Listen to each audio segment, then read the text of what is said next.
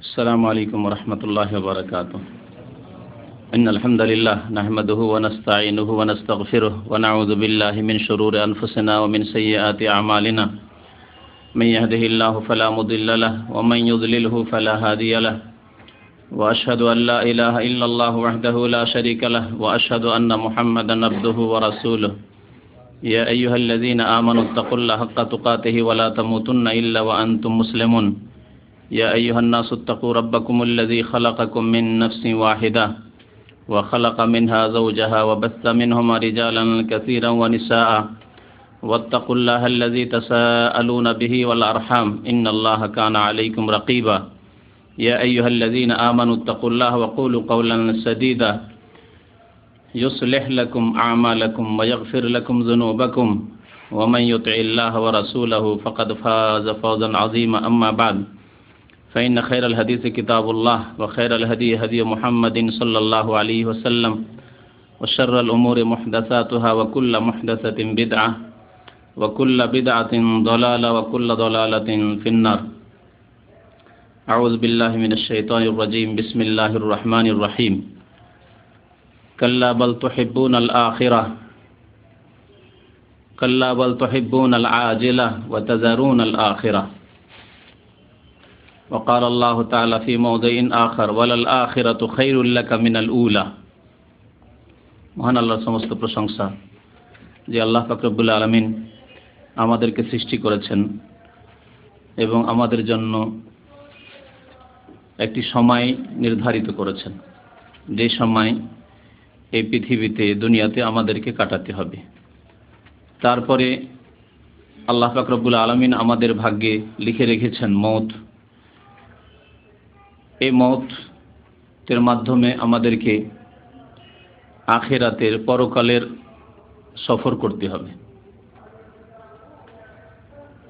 দরুদ ও সালাম নাযিল হোক প্রিয় নবী মুহাম্মদুর রাসূলুল্লাহ সাল্লাল্লাহু আলাইহি সাল্লামের প্রতি, যিনি সবচাইতে বেশি আল্লাহকে ভয় করতেন, সবচাইতে বেশি পরকাল সম্পর্কে চিন্তাশীল ছিলেন। আল্লাহুম্মা সাল্লি আলাইহি আল্লাহুম্মা বারিক আলাইহি। আজকের জামানায় ধন সম্পদের এবং পার্থিব নিয়ামতের এত বেশি প্রাচুর্যতা এসেছে যে যার ফলে অধিকাংশ মানুষ দিন থেকে গাফিল।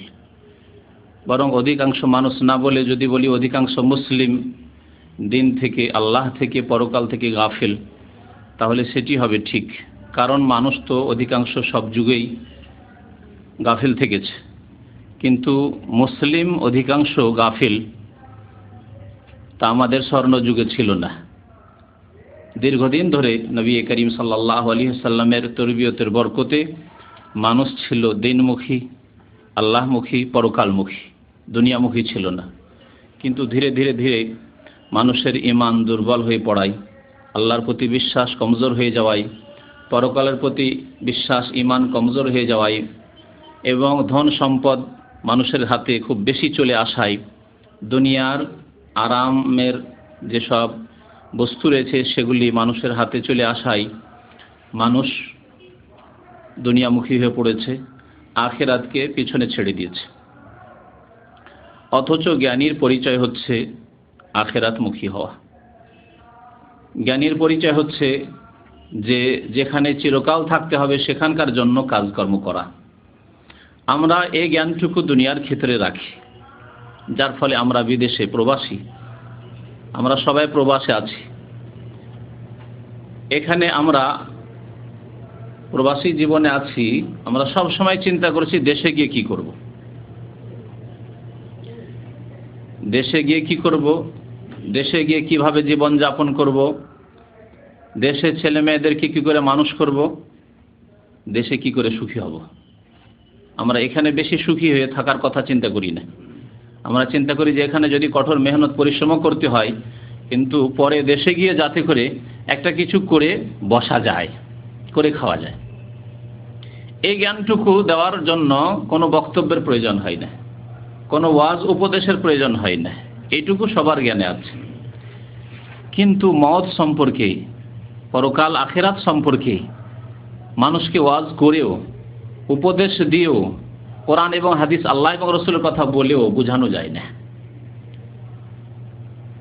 অথচ প্রিয় নবী মুহাম্মদ রাসূলুল্লাহ সাল্লাল্লাহু আলাইহি সাল্লাম জ্ঞানীর পরিচয় সম্পর্কে বলেছেন, আল কাইয়্যিসু মান দানা নাফসাহ ওয়া আমিলা লিমা বাদাল মউত। জ্ঞানবান ব্যক্তি, বুদ্ধিমান ব্যক্তি ওই ব্যক্তি যেই ব্যক্তি মান দানা নাফসাহ, নিজের নফসের, নিজের জীবনের হিসাব নিকাশ নিজেই করে, যে আমি সৎ লোক না অসৎ লোক,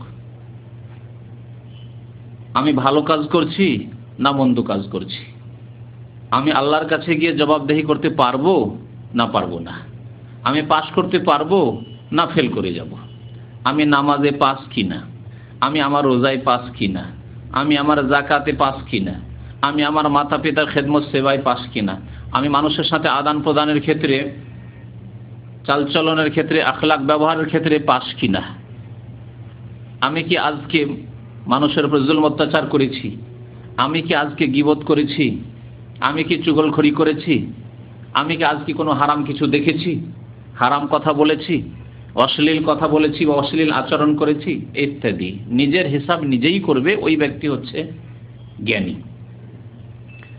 আর নিজের হিসাব যেহেতু নিজেই করে, সুতরাং ওয়া আমেলা লিমা বাদাল মউত, সেজন্য সে মরণের পরে যে জীবন আসছে সেই জীবনের জন্য সে আমল করবে, কর্ম করবে। ওই ব্যক্তি হচ্ছে জ্ঞানী ব্যক্তি, বুদ্ধিমান। দুনিয়ার ক্ষেত্রে আমরা বড় বুদ্ধিমান, কিন্তু আখেরাতের ক্ষেত্রে বুদ্ধিমানের আমরা পরিচয় দিই না অধিকাংশ মুসলিম।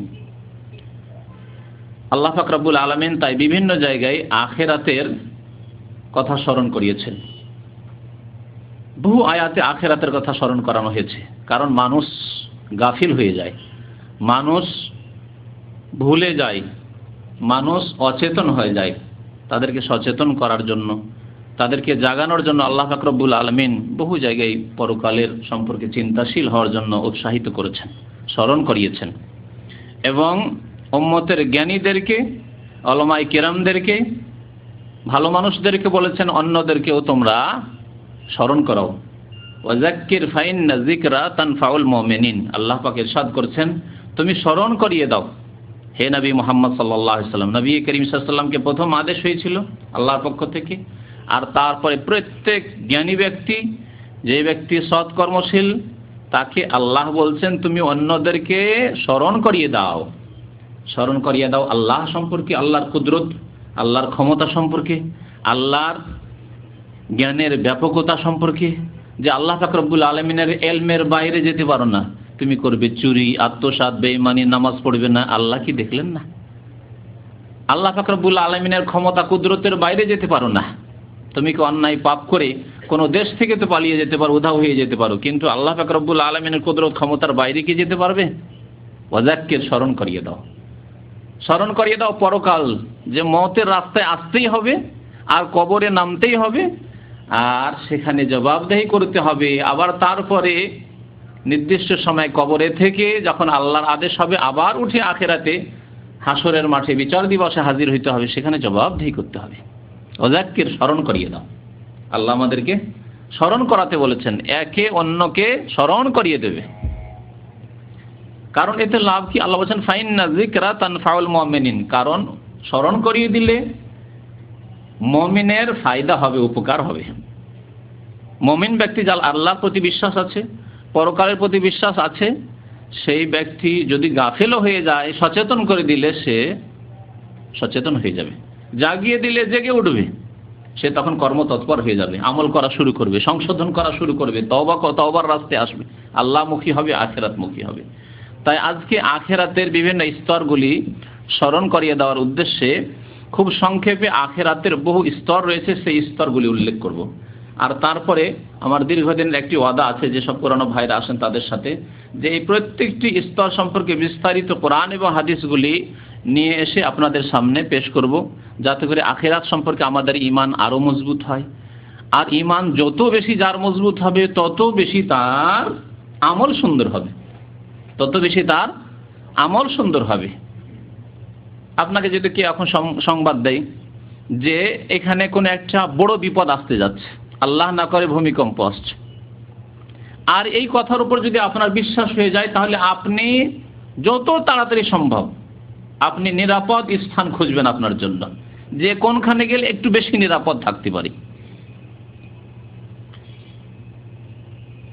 কিন্তু যদি আপনার বিশ্বাস দুর্বল হয়, যে হতেও পারে নাও হইতে পারে, হতে পারে নাও হইতে পারে, অথবা না না ভুল কথা, হবে না, ভূমিকম্প হবে না, তাহলে আপনি এই ক্ষেত্রে তৎপর হবেন না। আপনাকে হেফাজতের স্থানে, এমন স্থানে যেখানে হয়তো আপনার আশা আছে যে ওখানে হয়তো বিপদ কম হইতে পারে, এইরকম স্থানে যাওয়ার আপনি চিন্তা নিয়ে আসবেন না মনে।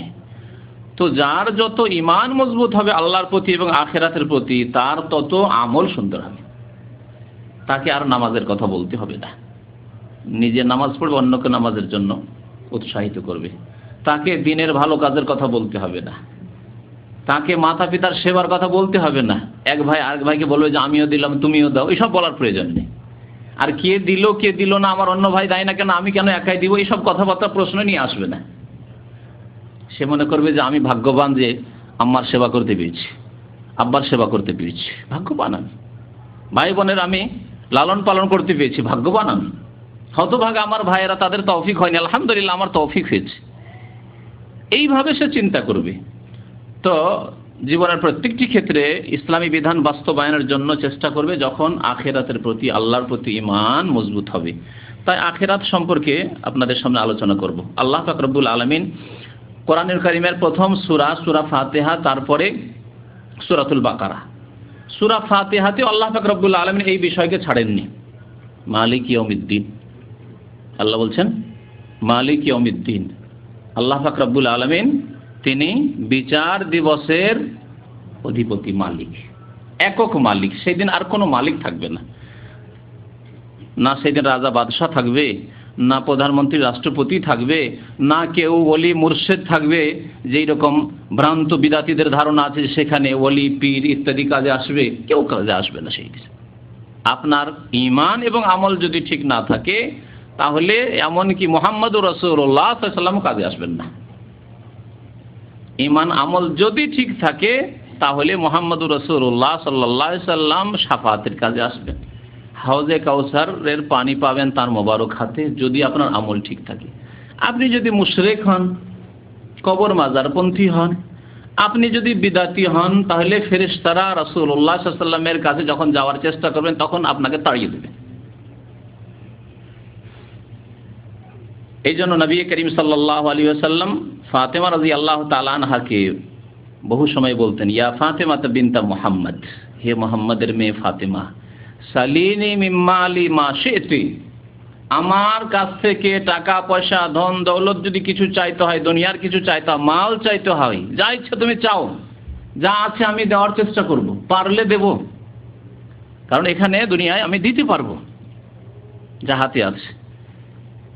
লা আমলিকু লাকে মিনাল্লাহি শাইআ, আল্লাহর পক্ষ থেকে আমি কিছু দেওয়ার তোমাকে কোনো ক্ষমতা রাখি না, স্পষ্ট কথা। তাহলে মুহাম্মদুর রাসূলুল্লাহ সাল্লাল্লাহু আলাইহি ওয়াসাল্লাম সৃষ্টির সেরা রাসূল এবং ফাতেমার সম্মানিত আব্বা, তিনি বলছেন যে মা ফাতেমা তোমাকে আমি কিছু দিতে পারবো না, তাহলে আপনাকে কি করে দেবেন রাসূলুল্লাহ সাল্লাল্লাহু আলাইহি ওয়াসাল্লাম, যদি আপনার ঈমান এবং আমল ঠিক না থাকে? চিন্তার বিষয় রয়েছে। তো আল্লাহ পাক রব্বুল আলামিন এখানেও বিচার দিবসের একক মালিক আল্লাহ, সুতরাং ভুলে যাবে না, জি ভুলে যাবে না, আখিরাতকে ভুলে যাবে না, যেখানে একমাত্র মালিক আল্লাহ, আর সেখানে কেউ কাজে আসবে না। আল্লাহকে যদি রাজি করতে পারো, তার ফরজ ওয়াজিব ইবাদত বন্দেগী করার মাধ্যমে, গুনাহ থেকে, অন্যায় কাজ নাজায়েজ কাজ থেকে বেঁচে থাকার মাধ্যমে, তাহলেই তুমি সফল কামিয়াব। আল্লাহ পাক রব্বুল আলামিন সূরা বাকারা শুরু করছেন, সেখানেও বলছেন যে আল্লাযীনা ইউমিনুনা বিল গায়ব, যারা না দেখে বিশ্বাস করে তাদেরকে কোরআনুল কারীম হিদায়াত করবে। এই কোরআনুল কারীম দিয়ে সবাই আলো পাবে না, হিদায়াত কে পাবে? যালিকাল কিতাবু লা রাইবা ফীহি হুদাল লিল মুত্তাকিন, ওই সব আল্লাহ ভীরুদেরকে কোরআনুল কারীম সঠিক পথ দেখাবে, মানুষের মতো মানুষ বানাবে। কারা? আল্লাযীনা ইউমিনুনা বিল গায়ব, যারা না দেখে বিশ্বাস করে, অনেক কিছুই দেখে না, আল্লাহ বলেছেন, তার রাসূল বলেছেন, সুতরাং বিশ্বাস করে। জান্নাত দেখে না, জাহান্নাম দেখে না, কবরের আযাব দেখে না, কবরে কি অবস্থা হচ্ছে তা দেখে না, কিন্তু ইউমিনুনা বিল গায়ব, না দেখে বিশ্বাস করে। মওতের সময় পাপিষ্টের কি অবস্থা হচ্ছে, গুনাহগার ফাসিকের কি অবস্থা হচ্ছে তা দেখে না। চোখের সামনে একজন লোক মরে গেল, দেখলো না, গুনাহগার, কি যে অবস্থা হলো, কত যে আযাব তার হলো, দেখলো না। ইউমিনুনা বিল গায়ব, না দেখে বিশ্বাস করে, কারণ আল্লাহ বলেছেন, তার রাসূল বলেছেন। তারপরে আল্লাহ পাক রব্বুল আলামিন আখিরাতের কথা বলছেন তারপরের আয়াতগুলিতে, ওয়াল্লাযিনা ইউমিনুনা বিমা উনজিলা ইলাইকা ওয়া মা উনজিলা মিন ক্বাবলিক ওয়া বিল আখিরাতি হুম ইউকিনুন। কোন লোকদেরকে এই কোরআনুল কারীম দিয়ে আল্লাহ হেদায়েত করবেন? যারা আখিরাতের উপর ইয়াকিন রাখে। ওয়া বিল আখিরাতি হুম ইউকিনুন, দৃঢ় বিশ্বাস রাখে, দুর্বল বিশ্বাস নয়। ইউকিনুন, ইয়াকিন রাখে, চোখে দেখার মতো। চোখে দেখতে পাচ্ছেন আগুন জ্বলছে, ওই রকমই যেন আপনি জান্নাত দেখতে পাচ্ছেন, জাহান্নাম দেখতে পাচ্ছেন, জাহান্নামে আগুন জ্বলছে। চোখে দেখতে পাচ্ছেন কোনো আপনি রাজ প্যালেস, চিন্তা করেন যদিও দুনিয়ার সারা বিশ্বের সমস্ত নিয়ামতকে যদি এক জায়গায় করে দেওয়া হয়, জান্নাতের সামান্য সামান্য ক্ষুদ্র জিনিসের সাথে তার কোনো তুলনা চলে না। কিন্তু আপনি চোখে কোনো ভালো নিয়ামতের বস্তু দেখে যেমন বিশ্বাস করছেন, তেমনই তার চাইতে বেশি আপনাকে ইয়াকিন করতে হবে আখিরাত সম্পর্কে, যে আখিরাত সামনে আমার। আর এই আখিরাত শুরু হবে মওত হলেই, মওত থেকে আখিরাত শুরু। আখিরাত মানে বিচার দিবসে যে অত দূরে নয়, মওত থেকে আখিরাত শুরু, মওত থেকে আপনার কিয়ামত শুরু, মওত থেকে আপনার দুনিয়া শেষ, দুনিয়ার সমাপ্তি ঘটে গেল। আর মওত কখন আসবে? আখিরাত সম্পর্কে বলতে পারেন যে এখনো 200-500 বছর থাকতে পারে। হ্যাঁ, 200, 400, 500 বছরও দুনিয়ার বয়স এখন থাকতে পারে, কিন্তু আপনার মওত, ওয়াল মাউতু আদনা মিন শিরাকি নালিহি, সহিহ বুখারীতে হাদিস রয়েছে। আবু বকর সিদ্দিক রাদিয়াল্লাহু তাআলা আনহু আর বেলাল যখন নতুন নতুন হিজরত করে মদিনায় আসলেন, তারা মদিনার আবহাওয়া ভালো ছিল না, অসুস্থ হয়ে পড়তেন, প্রায় অসুস্থ থাকতেন। তখন মক্কা স্মরণ করতেন, মাতৃভূমি এমনি প্রিয়, তারপর মক্কা আল্লাহর পবিত্র জমিন, যেখানে আল্লাহর ঘর রয়েছে, ইব্রাহিম আলাইহিস সালাম নিজ হাতে তৈরি করেছেন, ওই সবগুলি কথা মনে পড়তো। তাই কবিতা আবৃত্তি করতেন আর বলতেন, তার একটি অংশ হচ্ছে ওয়াল মাউতু আদনা মিন শিরাকি নালিহি। মানুষের মওত, মানুষের জুতা স্যান্ডেলের যে ফিতা রয়েছে তার চাইতে বেশি নিকটে। মওত এত কাছে, 1 সেকেন্ডও লাগবে না আপনার মওত হয়ে গেল। জি।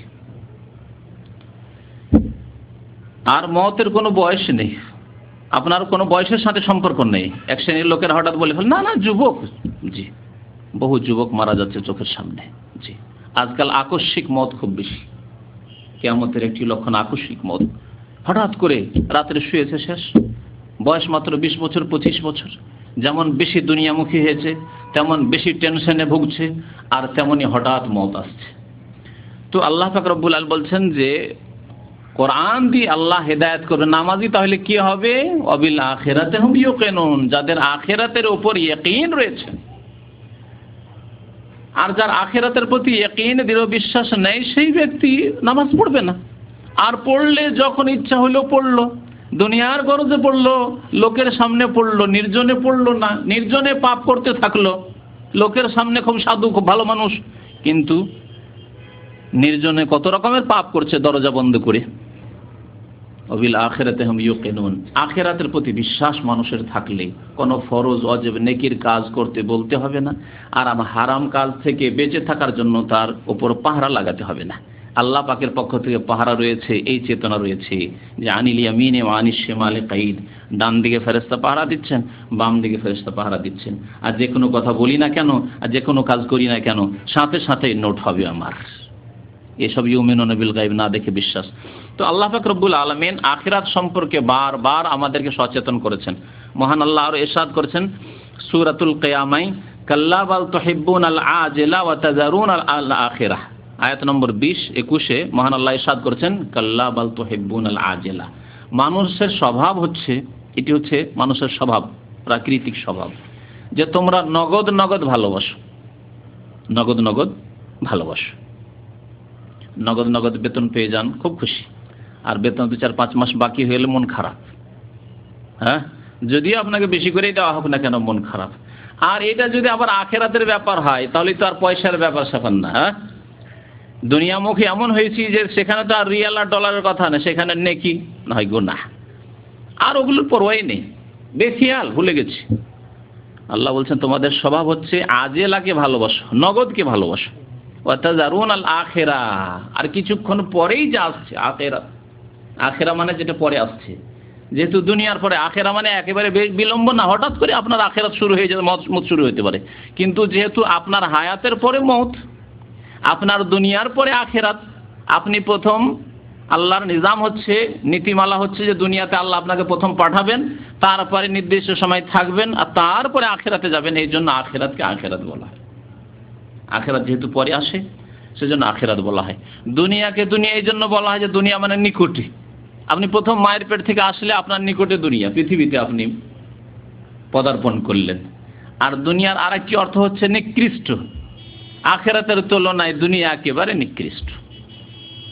এই দুনিয়ার জালে ফেসে গিয়েই অধিকাংশ মানুষ জাহান্নামে নিন্দন হচ্ছে, জাহান্নামের পথে চলে যাচ্ছে, টাকার লোভে, নেতৃত্বের লোভে, পদের লোভে, আর মান সম্মানের লোভে, ইত্যাদি ইত্যাদি। দুনিয়ার কত কিসের লোভে, জি, সাময়িক কিছুক্ষণ 5 মিনিটের আরাম এবং ভোগের লোভে আখিরাতকে ধ্বংস করছে।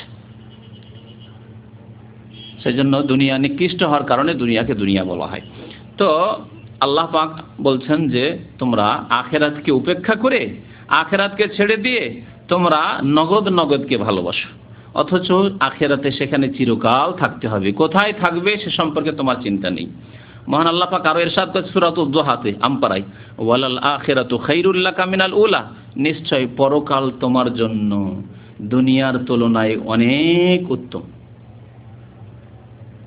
দুনিয়ার তুলনায়, পৃথিবীর তুলনায়, পৃথিবীতে যতই বড় আপনি ধন সম্পদের মালিক হয়ে, নেতা হয়ে যান, আপনি যতই কিছু হয়ে যান না কেন, আপনি এই দুনিয়া সারা বিশ্বের মালিক যদি আপনাকে বানিয়ে দেওয়া হয়, আখিরাত তার তুলনায় অনেক উত্তম। আখিরাতে যদি আপনি সর্বনিম্ন জান্নাতি হন, তবুও আপনার জন্য অনেক উত্তম। ওয়ালাল আখিরাতু খায়রুল লাকা মিনাল উলা। আল্লাহ পাক রব্বুল আলামিন যারা দুনিয়ার পিছনে ছুটে তাদেরকে আখিরাত দেন না।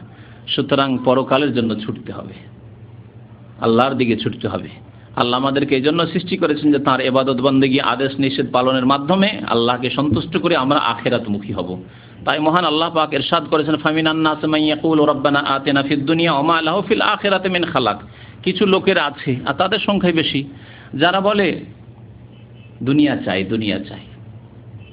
প্রথম চাইলেন চাকরি, কাজ নেই, কাজ লাগলো, কাজ হওয়ার পরে আসতে লাগলো টাকা পয়সা, যথেষ্ট টাকা পয়সা, টাকা পয়সা চাই, টাকা পয়সা চাই, যথেষ্ট টাকা পয়সা আসলো। বাড়ি চাই, বাড়ি হইল। তারপরে নারী চান, নারী হইল। গাড়ি চান, গাড়ি হইল। পেট ভরে না, কিন্তু পেট ভরে না। তো আল্লাহ পাক বলছেন যে যারা শুধু দুনিয়া চায়, আর নামাজের কথা বলেন, সময় পাচ্ছি না, খুব ব্যস্ত, এক সেই লোকদের এইরকমই কথা। যদি বলেন ভাই দিন শিখেন, খুব ব্যস্ত, লিমুজিন চালায়, গাড়ি চালায়, সময় পাই না, জি। অথবা চাকরি করি, 10 ঘন্টা ডিউটি করি, সময় পাই না। আরো আশ্চর্য লাগে যদি এইরকম কথা আমি নিজ কানে শুনি যে ডিউটি তো 7টার সময় শেষ হয়ে যায়, আসবেন দিনই আলোচনা শোনার জন্য, আসবেন না, ছেলে মেয়েদেরকে নিয়ে একটু কর্নিশে যেতে হয়, বিচে যেতে হয়। আউযুবিল্লাহ। তাহলে এই শ্রেণীর লোকদেরকে আপনি কি বলবেন? এই আয়াতটি তাদেরকে শোনাই দেন, ফামিনান নাস মান ইয়াকুলু রাব্বানা আতিনা ফিদ দুনিয়া। কিছু লোকের আছে যারা শুধু দুনিয়া চায়, দুনিয়া চায়, পেট পেট, পয়সা, টাকা। ওয়া মা লাহু ফিল আখিরাতি মিন খালাক। আল্লাহ বলছেন আখিরাতে তাদের কোনোই অংশ নেই, কিছুই পাবে না, জিরো। জান্নাত থেকে কিছু পাবে না, জাহান্নাম পাবে না। জান্নাত না পেলেই জাহান্নাম, কারণ তৃতীয় আর কোনো স্থান নেই যে জান্নাতও পেল না, জাহান্নাম পেল না, বেঁচে গেল না। আখিরাতে আল্লাহর নিয়ামত থেকে কিছুই পাবে না, আল্লাহর আযাব ছাড়া। আর যারা দোয়া করে, কি দোয়া? তারপরে রয়েছে এই দোয়া, রব্বানা আতিনা ফিদ দুনিয়া হাসানা ওয়া ফিল আখিরাতি হাসানা। আল্লাহ দুটোই চাইতে বলেছেন। আল্লাহ দুনিয়াতেও আমাদেরকে সুখে শান্তিতে রাখো, ওয়া ফিল আখিরাতি হাসানা, আখিরাতেও মঙ্গল দান করো, আল্লাহ জান্নাত দান করো, আযাব থেকে বাঁচাও, ওয়া কিনা আযাবান নার, জাহান্নামের আযাব থেকে রেহাই দাও। উলাইকা লাহুম নসীবুম মিম্মা কাসাবু। যা কিছু করবে আল্লাহ তাদেরকে পূর্ণ মাত্রায় দেবেন, আল্লাহ দেবেন তাদেরকে। সুতরাং আমরা আখিরাতমুখী হব, আর এই রাস্তায় চলতে গিয়ে যা আল্লাহ আমাদেরকে রুজি দিয়েছেন, আহার দিয়েছেন, তা গ্রহণ করব। অর্থাৎ আপনি চাকরি করছেন, চাকরি আপনার করে যান, আপনি আপনার গাড়ি চালাচ্ছেন, ঠিক আছে, কিন্তু আখিরাতমুখী। আখিরাতমুখী হলে আপনার অবস্থা কেমন থাকবে? প্রথম শুরু করি মত থেকে শুরু করি, কারণ আগে বলেছি যে মানুষের আখিরাত পরকাল শুরু হয় কোত্থেকে? মত থেকে শুরু হয়। এই মত যখন আসবে, খুব সংক্ষেপে বলছি, এমন কোন মানুষ আছে বা এমন কোন জীব আছে যার মত হবে না? সবার মত হবে। শেষখানে মালাকুল মউত, যে আমাদের সবার রূহ কবজ করে আম্বিয়া রাসূলকেও ছাড়েননি আল্লাহর আদেশ, তারও মত হবে, তারও মত হবে। কুল্লু নাফসিন যায়িকাতুল মউত, জীব মাত্রেই, প্রাণী মাত্রেই তাকে কি করতে হবে? মতের স্বাদ গ্রহণ করতে হবে। যায়িকাতুল মউত, উপায় নেই, মতের স্বাদ গ্রহণ করতে হবে। তাহলে এমন একটি জায়গা যেখান দিয়ে অতিক্রম করতেই হবে, এমন একটি ঘাট যে ঘাটে নামতেই হবে, তাহলে সেই ঘাটে নামার মতো প্রস্তুতি তো থাকতে হবে। আর যে কোনো সময় যদি নামতে হয় তাহলে তার প্রস্তুতি থাকতে হবে। আপনি যদি চিন্তা করুন, বিদেশে কাজ করছেন, চাকরি করছেন, যে কোনো সময় আপনার সফর হতে পারে, আর এক্সিটের সফর, তাহলে আপনাকে আপনার মাল সামান তৈরি রাখতে হবে। বিশেষ করে যেসব জিনিস নেওয়া জরুরি, যা দেশে পাবেন না, দুনিয়ার ক্ষেত্রে বলতে হয়, এই ক্ষেত্রে প্রস্তুত। যে কোনো সময় আপনাকে বলা, যে কোনো সময় আপনার সফর হতে পারে, 10 মিনিটের মধ্যে সফর হতে পারে আপনার। দুনিয়ার মালিক 10 মিনিটে অনেক সময় সফর করাতে পারে না, কিন্তু আল্লাহ পাক রব্বুল আলামিন, যিনি আপনার মালিক, আমার হায়াত, আপনার হায়াতের মালিক, 1 সেকেন্ডের মধ্যেই সফর করিয়ে দিবেন। তাহলে আমাদের কেমন প্রস্তুতি থাকতে হবে? এই প্রস্তুতির নাম নবী করিম সাল্লাল্লাহু আলাইহি সাল্লাম বলেছেন, মান আহাব্বা লিকা আল্লাহ আহাব্বাল্লাহু লিকাহু।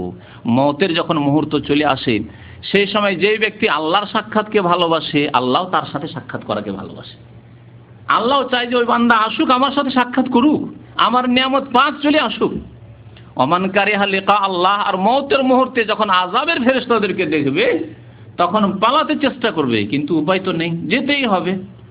যেই ব্যক্তি আল্লাহর সাথে সাক্ষাৎ করাকে পছন্দ করে না, ঘৃণা করে, যেতে চায় না, সে মরতে চায় না। আল্লাহ ঘৃণা করে যে এই খবিস আত্মা যেন না আসে। কারিহা আল্লাহু লিকা। তাহলে আপনাকে কি অবস্থায় থাকতে হবে চিন্তা করুন। তাহলে যে কোনো সময় আপনি যদি এই অবস্থায় থাকেন যে আমার কাছে যে কোনো সময় মত আসলে আমি প্রস্তুত হয়ে রয়েছি। প্রস্তুতির মানে হচ্ছে যে এই অবস্থায় আমার মত হয়ে গেলে আমি ইনশাআল্লাহ আল্লাহর কাছে মুক্তি পেয়ে যাব, জাহান্নাম থেকে মুক্তি পেয়ে যাব। আল্লাহর কাছে আশা করি আমি আল্লাহর রহমত হবে আমার ঈমান এবং আমলের বরকতে।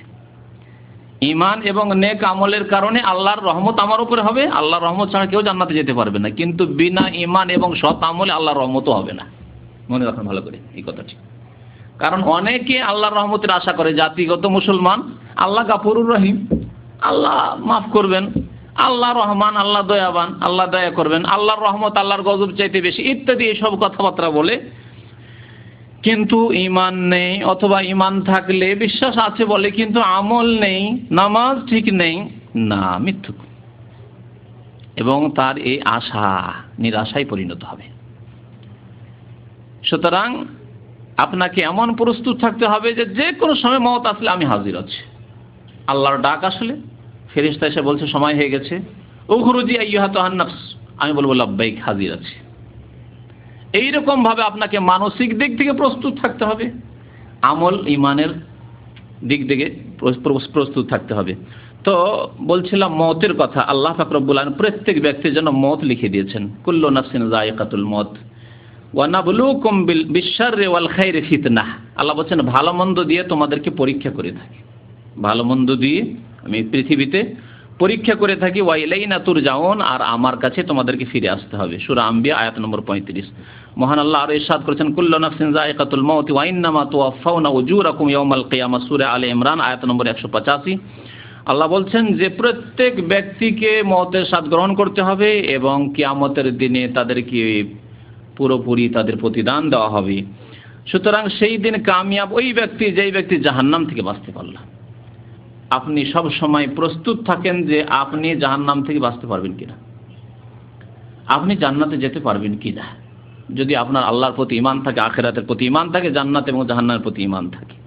ফামান যুহজিহা আনিন নার ওয়া উদখিলাল জান্নাহ, সুতরাং যেই ব্যক্তিকে জাহান্নাম থেকে রেহাই দেওয়া হলো আর জান্নাতে দাখিল করা হলো, ফাকাদ ফাজ, সেই ব্যক্তি কামিয়াব। ওমাল হায়াতুদ দুনিয়া ইল্লা মাতাউল গুরুর, আর পার্থিব জীবন হচ্ছে প্রতারণার আসবাবপত্র। দুনিয়ার যে ক্ষণিকের ভোগবিলাসের বস্তুগুলি রয়েছে এগুলি ধোঁকা খেয়ে থাকবেন না। চিরকাল সেখানে থাকতে হবে, সেখানকার বাসস্থানকে সুন্দর করতে হবে। আমরা নিজের ঘরকে সাজাই, যেখানে চিরকালের ঘর, এখানে টেম্পোরারি বাসা নিয়ে আছেন, বাসাকে বেশি সাজান না, আর যে কোনো সময় তো এক্সিট লেগে যেতে পারে। আপনি নিজের বাড়িকে সাজাচ্ছেন, এখানে কোনোদিনই নতুন করে আপনি আপনার ঘরকে সাজাবেন না। যথেষ্ট টাকা পয়সা যা কিছু আয় উপার্জন করছেন তা দিয়ে কখনো করবেন না। এই রকমের বেকুফি কেউ করেন না, কিন্তু আখেরাতের ক্ষেত্রে এই বেকুফি অনেকেই বা অধিকাংশ মানুষই আমরা করে থাকি। মওত যখন হয়ে গেল তখন দ্বিতীয় যে স্থান আসলো তা হচ্ছে কবর। খুব সংক্ষেপে এই স্তরগুলি বলে যায়, আর তারপরে ইনশাআল্লাহ তাআলা বিস্তারিত সম্পর্কে আলোচনা হবে।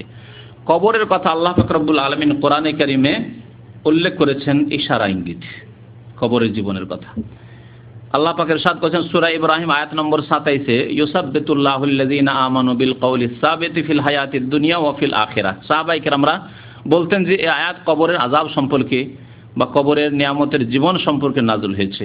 কবরের আযাবের যে হাদিস বর্ণনা করেছেন বারা বিন আযিব রাদিয়াল্লাহু তাআলা আনহু, তাতে এই আয়াত উল্লেখ করেছেন তিনি, যে মুমিনদেরকে জিজ্ঞাসা করা হবে 3টি প্রশ্ন। কাফের ফাসিক হলেও তাদেরকে জিজ্ঞাসা করা হবে, মুমিন সেসব প্রশ্নের উত্তর দেবে, আর কাফের জবাব দিতে পারবে না, মুনাফিক জবাব দিতে পারবে না, যে বেআমল বেনামাজি জবাব দিতে পারবেন বলে হা লা আদরি, আমি তো তেমন কিছু জানি না, লোকেরা যা করতো তাই করতো, আমি তেমন কিছু বুঝি না। তো সেই সময় মুমিন যখন জবাব দিবে 3টি প্রশ্নের, সেই মর্মে আল্লাহ পাক এই আয়াত নাযিল করেছে, ইউসাব্বিতুল্লাহুল্লাযীনা আমানু, মুমিনদেরকে আল্লাহ পাক সেখানে অটল রাখবেন, সেখানে তাদের পা পিছলিয়ে যাবে না, পদস্খলন ঘটবে না। বিল কওলি সাবিত ফিল হায়াতিদ দুনিয়া ওয়া ফিল আখিরাহ, দুনিয়াতেও আল্লাহ তাদেরকে অটল রাখবেন দিনের ওপর, এবং আখিরাতে অর্থাৎ কবরে যখন মুনকার নাকিরের প্রশ্ন হবে তখনও তাদেরকে আল্লাহ পাক অটল রাখবেন। এইরকমই ফেরাউন এবং ফেরাউনের বংশধর যারা কুফরের অবস্থায় মারা গেছে তাদের সম্পর্কে কোরআনে কারীমে আল্লাহ বলেছেন, আন্নার ইউরাদুনা আলাইহা গুদুওয়ান ওয়া আশিয়া, সকাল বিকাল ফেরাউন এবং ফেরাউনের বংশধর যারা মুসা আলাইহিস সালাম এবং তার নিয়ে আসা দিনের শত্রুতা করে ধ্বংস হয়েছিল, তাদের ওপর জাহান্নামের আগুন পেশ করা হচ্ছে। আন্নার ইউরাদুনা আলাইহা গুদুওয়ান ওয়া আশিয়া ওয়া ইয়াওমা তাকুমুস সাআহ, এবং কিয়ামত যেদিন হবে সেই দিনও তারা জাহান্নামে নিক্ষিপ্ত হবে। তাহলে জাহান্নাম তাদের আখিরাতে তো রয়েছে, কিয়ামতে তো রয়েছে, কিয়ামতের আগে কবরের জীবনেও তাদের জন্য যে জাহান্নাম রয়েছে এবং তারা আগুনে জ্বলতে আছে, এই কথা আল্লাহ পাক রব্বুল আলামিন এই আয়াতে উল্লেখ করেছেন। তৃতীয় স্তর হচ্ছে, আর এগুলিতে মুমিন কাফের সবাই শরীক, মুমিনকেও মরতে হবে, কাফেরকেও মরতে হবে, মুনাফিককেও মরতে হবে, কবরে যেতে হবে, মাটিতে মিশে যেতে হবে, মুমিনকে কাফেরকে যেইভাবে যেখানে থাক না কেন, কাউকে জ্বালিয়ে দেওয়া হোক যেমন হিন্দুদের রয়েছে, কাউকে পানিতে ভাসিয়ে দেওয়া হোক, সবাই কিন্তু ওই মাটিতেই যাবে, সে কবর দিক আর নাই দিক। কিয়ামতের পূর্বে পৃথিবী যখন ধ্বংস হবে তখন সিংহায় ফুৎকার দেওয়া হবে। তৃতীয় আখিরাতের স্তর, আল্লাহ পাক রব্বুল আলামিনের ফেরেশতা ইসরাফিল আলাইহিস সালাম সিংহা নিয়ে সুর নিয়ে প্রস্তুত হয়ে রয়েছেন। এই ফুৎকার 2টি হবে না 3টি হবে, উলামায়ে কিরামদের ইখতিলাফ রয়েছে, কারো মতে 2টি ফুৎকার দেওয়া হবে, কারো মতে 3টি ফুৎকার দেওয়া হবে। যাই হোক না কেন, আল্লাহ পাক এই ফুৎকারের কথা সিংহায় উল্লেখ করে বলছেন, ওয়ানফিখা ফিস সূর, সূরে সিংহায় ফুৎকার দেওয়া হবে, ফুঁক দেবেন ইসরাফিল আলাইহিস সালাম, ফাসাইকা মান ফিস সামাওয়াতি ওয়া মান ফিল আরদ ইল্লা মান শাআল্লাহ, আকাশ এবং জমিনে যে কেউ রয়েছে, তাহলে আকাশে ফেরেশতাগণ রয়েছেন, জমিনে মানুষ রয়েছে, জিন রয়েছে, আর অন্যান্য পশু পাখি রয়েছে, সব কিছু বেহুশ হয়ে যাবে। ফাসাইকা মান ফিস সামাওয়াতি ওয়া মান ফিল আরদ ইল্লা মান শাআল্লাহ, তবে আল্লাহ যদি কারো সম্পর্কে চান, কার সম্পর্কে চাইবেন এই কথা বলা হয়নি, যার সম্পর্কে আল্লাহ চাইবেন, আল্লাহ চাইলে জিবরাইল আলাইহিস সালাম সম্পর্কে চাইবেন, আল্লাহ চাইলে ইসরাফিল সম্পর্কে চাইবেন, আল্লাহ যার সম্পর্কে চাইবেন। ফাসাইকা মান ফিস সামাওয়াতি ওয়া মান ফিল আরদি ইল্লা মান শাআল্লাহ সুম্মা নুফিখা ফীহি উখরা, অতঃপর আবার সিংগায় ফুৎকার দেওয়া হবে। তাহলে এই আয়াতে দুইবার সিংগায় বা সুরে ফুঁক দেওয়ার কথা আল্লাহ পাক উল্লেখ করেছেন। যখন দ্বিতীয়বার ফুঁক দেওয়া হবে ফাইজা হুম কিয়ামুন ইয়ানজুরুন, তখন সবাই দাঁড়াবে, মাটি থেকে ধ্বংস হয়ে গেছে সব। যারা আগে চলে গেছে দুনিয়াতে মারা গেছে, কবরে ছিল, তারা কবর থেকে গজিয়ে উঠবে, আল্লাহ জীবিত করবেন তাদেরকে, কবর থেকে উঠে আসবে নিজ নিজ কবর থেকে। আর যারা কিয়ামত যেই সময় হচ্ছে, পৃথিবী ধ্বংস হচ্ছে, সিংগায় ফুৎকার হচ্ছে, সেই সময় যেসব লোকেরা থাকবে, তারা যে ধ্বংস হয়েছে, বেহুশ হয়ে তারপরে মারা গেছে, তারাও উঠবে। ফাইজা হুম কিয়ামুন ইয়ানজুরুন, এবং এদিক ওদিক তাকাবে যে কি হচ্ছে, কোথায় যেতে হবে, হতভম্ব। হঠাৎ করে যদি কারো ঘুম ভাঙে, তো ঘুমের পরে মানুষের খেয়াল থাকে না, সকাল না বিকাল না সন্ধ্যাবেলা, অনেক সময় খেয়াল থাকে না। দুনিয়াতে যদি এরকম হয়ে যায় ঘুমের ক্ষেত্রে, সেই সময় এমন অবস্থা থাকবে যে এদিক সেদিক তাকাবে, কি হবে কি হবে কি হচ্ছে। তারপরে হাসরের মাঠে উপস্থিত হইতে হবে।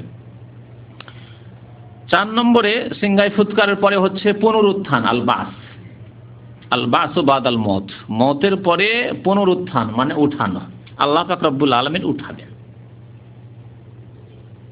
মানুষ, যেখানেই ধ্বংস হোক না কেন, যেখানেই মারা যাক না কেন, সবাইকে আল্লাহ পাক রব্বুল আলামিন উঠাবেন। মহান আল্লাহ ইরশাদ করেছেন সূরা মুতাফফিফিন আমপারার একটি আয়াতে, ইয়াউমা ইয়াকুমুন নাসু লিরাব্বিল আলামিন, কিয়ামতের দিনে আল্লাহ পাকের দরবারে সবাই, প্রত্যেক মানুষ, ইয়াকুমুন নাস, সমস্ত মানুষ দণ্ডায়মান হবে।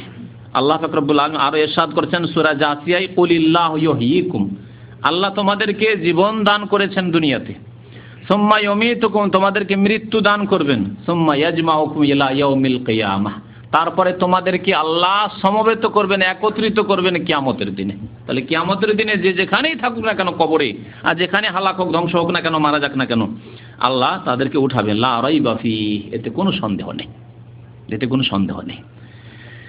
আজকে মুসলিম সমাজের অধিকাংশ মানুষ বেআমল কেন?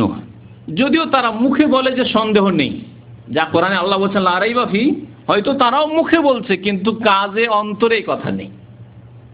কাজে কেন নেই? অন্তরে আসলে এই কথা নেই, শুধু মুখে পর্যন্ত আছে। মুখে আছে যে মানুষ মাত্র মরতে হবে, আর তারপরে আখেরাত হবে, ইত্যাদি ইত্যাদি, কিন্তু এসব কথায় আসলে বিশ্বাস যেমন হয় সেই বিশ্বাস নেই। জি। তারপর আল্লাহ যখন পুনরুত্থান করলেন, সবাইকে উঠালেন, ওঠার পরে একত্রিত করবেন। এই একত্রিতকরণের নাম হচ্ছে হাসর, যা আমাদের দেশের ভাষায় কি বলি, হাসরের মাঠ বলি, তাই না? হাসর শব্দটি আরবি শব্দ, হাসর মানে হচ্ছে সমবেত করা, একত্রিত করা। আল্লাহ পাক রব্বুল আলামিন সবাইকে একত্রিত করবেন। মহান আল্লাহ পাক ইরশাদ করেছেন সূরা আনআমের আয়াত নম্বর 22, ওয়া ইয়াউমা নাহশুরুহুম জামিয়ান, সেই দিনে আমি সমস্ত মানুষকে হাসর করব, একত্রিত করব। সুম্মা নাকুলু লিল্লাযিনা আশরাকু, যারা শিরক করে মরেছে, যারা শিরকের অবস্থায় মরেছে, সে মূর্তি পূজার শিরিক হোক, আর মাজারে সিজদা করার শিরিক হোক, আর মাজারে গিয়ে ওই পীরের কাছে দোয়া করার শিরিক হোক, অথবা কোনো ব্যক্তি কোনো পীর ওলিকে এই মনে করা কুতুবে আলম সারা বিশ্বকে ধারণ করে রয়েছেন, তিনি সন্তান দিতে পারেন, তিনি হায়াত মওতের মালিক ইত্যাদি, যায় কেউ রোগ ভালো করার জন্য মাজারে, কেউ যায় সন্তান চাওয়ার জন্য। সমস্ত মুশরিকদেরকে আল্লাহ বলবেন, আইনা শুরাকাউকুম, তোমরা যে সব উপাস্যকে ডাকতে, তারা কোথায়? তোমাদের শরীকরা কোথায়, যাদেরকে আমার শরীক করেছিলে? কেউ জিলানিকে, কেউ চিশতিকে, কেউ শেখ শাহজালালকে, কেউ আটরসিকে, কেউ মাইজভান্ডারিকে করেছিল। আইনা শুরাকাউকুম, তারা কোথায়? ডেকে নিয়ে আসো, তাদের বাদশাহী দেখি, তাদের রাজত্ব একটু দেখি, আজকে তোমাদেরকে মুক্তি দিচ্ছে কেমন করে।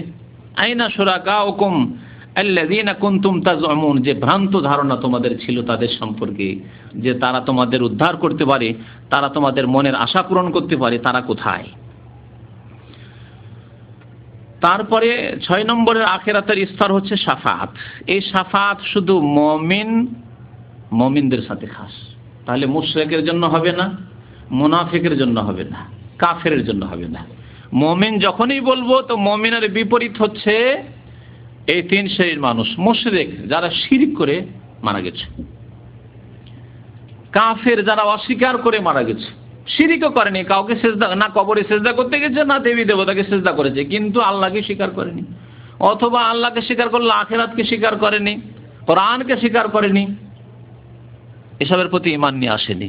ইসলামের কোনো একটি বিধানকে অস্বীকার করেছে, ইসলাম নষ্টকারী কোনো এমন একটি কাজ করেছে যার ফলে সে ইসলামকে নষ্ট করে ফেলেছে, কাফের। এইরকমের যেই ব্যক্তি নামাজ পড়েনি, 5 ওয়াক্ত নামাজ, দিনে 17 রাকাত নামাজ পড়েনি, সেই ব্যক্তি সহি মাসলা হচ্ছে, মনে রাখুন ভালো করে, সহি মাসলা হচ্ছে যে সেই ব্যক্তি মুসলমান নয়, যদিও সে শিরিক করেনি, কবরেও সেজদা করতে যায়নি, আর মন্দিরেও যায়নি, কোথাও যায়নি, কিন্তু নামাজ পড়েনি। 5 ওয়াক্ত নামাজ, 17 রাকাত নামাজের কথা বললাম। পাস করার জন্য কমের পক্ষে 17 রাকাত নামাজ ঠিক থাকতে হবে। তারপরে আপনি পাস করে আপনি একটু ভালো ফলাফল করতে চান, তাহলে সুন্নত পড়বেন, বেতর পড়বেন, সব পড়বেন। জি, যে যত ফলাফল করতে চান ভালো, কিন্তু নামাজ না পড়ে মুসলমান থাকা যায় না। ফামান তারাকাহা ফাকাদ কাফারা, নবী করিম সাল্লাল্লাহু আলাইহি ওয়াসাল্লাম যেই ব্যক্তি নামাজ কি করলো, ছেড়ে দিল, তারাকা মানে ছেড়ে দেওয়া, তারাকা মানে অস্বীকার করা নয়। এই অপব্যাখ্যা কোনোদিন কারো কাছ থেকে শুনবেন না। নবী করিম সাল্লাল্লাহু আলাইহি ওয়াসাল্লাম ভাষা তারাকা, তরক করা, অস্বীকার করাকে বলা হয় আনকার, ইনকার করা বলা হয়, জাহাদা, অস্বীকার করা হয়। যে ব্যক্তি নামাজ পড়বো, ভাই পড়বো, ভাবছে পড়বো, সময় আছে, মা বলছে, বাবা বলছে, আলেম বলছে, না পড়বো, সময় আছে, অস্বীকার নেই, পড়বো, মাঝে মাঝে পড়ে, মাঝে মাঝে পড়ে না, ফাকাদ কাফারা, সে কাফের হয়ে গেল। যেই দিনের নামাজ ছাড়লো, যেই ফজরের নামাজ ছাড়লো, সে কাফের হয়ে গেল। তাহলে এই শাফাত কার জন্য রয়েছে, ভালো করে শুনে রাখুন। এবং ইমাম আহমদ বিন হাম্বল রাহমাতুল্লাহ আলাইহি স্পষ্ট ভাষায় বলেছেন যে এটি হচ্ছে হক। আর ইমামদের কথাই কেন বলতে যাব, ভালো করে শুনুন। সাহাবায়ে কেরামদের ইজমা, ঐক্যমত ছিল সমস্ত সাহাবায়ে কেরামের। একজন সাহাবী দেখাতে পারবেন না যে যিনি বলেছেন যে বেনামাজি মুসলমান আমাদের ভাই, এই কথা কোনো সাহাবী বলেননি। একে বলা হয় সাহাবায়ে কেরামের ইজমা, ঐক্যমত। আরো শুনে রাখুন, কোরআনুল কারীমে আল্লাহ পাক সূরা তাওবায় বলেছেন, ফাইন তাবু ওয়া আকামুস সালাতা ওয়া আতাউজ যাকাতা ফা ইখওয়ানুকুম ফিদ্দিন। তারা তওবা করে যদি নামাজ পড়ে আর যাকাত দেয়, তাহলে তোমরা তাদেরকে ধর্মীয় ভাই মনে করবে, তাহলে তারা তোমাদের ধর্মীয় দ্বীনি ভাই। তাহলে যদি নামাজ না পড়ে তাহলে তোমাদের দ্বীনি ভাই নয়। অনেকে বলে হিন্দু ভাই, আমাদের খ্রিস্টান ভাই আছে আমাদের সাথে। আরে বেনামাজি ভাই হয় না, তাহলে আর হিন্দু ভাই আর খ্রিস্টান ভাই কি করে হবে? আল্লাহ বলছেন যদি নামাজ পড়ে তাহলে তোমার দ্বীনি ভাই। জি, তাহলে দ্বীনি ভাই কে? যার মধ্যে ইসলাম আছে সেই ব্যক্তি দ্বীনি ভাই।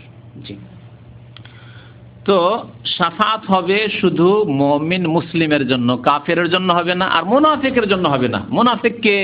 মুনাফিক যে বাহ্যিক নামাজও পড়ে হয়তো, কিন্তু ইসলামের ক্ষতি করে, ইসলামের ক্ষতি করে। ইসলাম আসলে তার বিশ্বাস নেই, পরকাল বিশ্বাস নেই, তার আল্লাহর প্রতি বিশ্বাস নেই, কোরআনের বিধানের প্রতি বিশ্বাস নেই। দেখানোর জন্য ইলেকশনের সময় এসে নামাজ পড়ে দেখিয়ে দেয় নামাজ পড়ে। আমার দেশে, গণতান্ত্রিক দেশে, ইলেকশনের সময় এসে মসজিদে টুপি লাগিয়ে আর পাঞ্জাবি লাগিয়ে এসে নামাজ পড়ে ভোট নিতে আসে, কিন্তু আল্লাহর প্রতি, পরকালের প্রতি বিশ্বাস নেই। মাঝে মাঝে এই বিষাক্ত কথাগুলি তাদের মুখ দিয়ে বেরিয়ে যায়, তখন ইসলামের বিরুদ্ধে বলে, ইসলামের দণ্ডবিধানের বিরুদ্ধে বলে, চোরের হাত কাটার বিরুদ্ধে বলে, কিসাসের বিরুদ্ধে বলে। জি, এইভাবে প্রকাশ পেয়ে যায় যে এরা মুনাফিক। যেমন মদিনায় নবী করিম সাল্লাল্লাহু আলাইহি ওয়াসাল্লামের জামানায় কিছু লোক নামাজি হতো, কিন্তু তারা মুনাফিক ছিল। তাদের নেতা ছিল আব্দুল্লাহ বিন উবাই, রাইসুল মুনাফিকিন। কিয়ামত পর্যন্ত যত মুনাফিক আসবে তাদের নেতা। তো শাফাআত শুধু মুমিনের জন্য রয়েছে। আল্লাহ পাক এই শাফাআতের কথা উল্লেখ করেছেন, বিস্তারিত বলবো না। ইয়াউমা ইযিন লা তানফাউশ শাফাআতু ইল্লা মান আযিনা লাহুর রহমান। নবীর সুপারিশ হবে শাফাআত, কিন্তু কার জন্য? যার জন্য আল্লাহ অনুমতি দেবেন। প্রথম কথা, যাকে আল্লাহ অনুমতি দিবেন সুপারিশ করার, যেই ব্যক্তি সুপারিশকারী তার সম্পর্কে আল্লাহর অনুমতি হইতে হবে। আর যার জন্য সুপারিশের অনুমতি দিবেন তার জন্য সুপারিশ হবে। তাহলে সবাই সুপারিশ করতে পারবে না, একমাত্র তিনি সুপারিশ করবেন যাকে আল্লাহ পাক রব্বুল আলামিন অনুমতি দিবেন। সবার ক্ষেত্রে সুপারিশ হবে না, একমাত্র তার ক্ষেত্রে সুপারিশ হবে যার জন্য আল্লাহ অনুমতি দিবেন। মুহাম্মদুর রাসূলুল্লাহ সাল্লাল্লাহু আলাইহি ওয়াসাল্লাম সুপারিশ করবেন, কিন্তু তার জন্য আল্লাহর আদেশ থাকবে, অমুক অমুক ব্যক্তি এই শ্রেণীর লোকদের জন্য সুপারিশ করো। বেনামাজির জন্য সুপারিশ নেই। বেনামাজি সুপারিশ নেওয়ার জন্য আল্লাহর নবীর কাছে যাওয়ার চেষ্টা করবে। আল্লাহ কোরআনুল কারীমে কি বলেছেন শুনবেন? শোনেন, সূরা মুদ্দাসসির আয়াত নম্বর 48 মহান আল্লাহ বলছেন, ফামা তানফাউহুম শাফাআতুশ শাফিঈন। যারা বেনামাজি ছিল, কালু লাম নাকুম মিনাল মুসাল্লিন, আমরা নামাজ পড়তাম না। কারণ নামাজের কথা বলেছি, অনেক ভাই একটু হেসেছেন, হ্যাঁ, যে নামাজ না পড়লে মুসলমান থাকে না। আপনাদের যাতে করে ইয়াকিনটা আরো মজবুত হয়।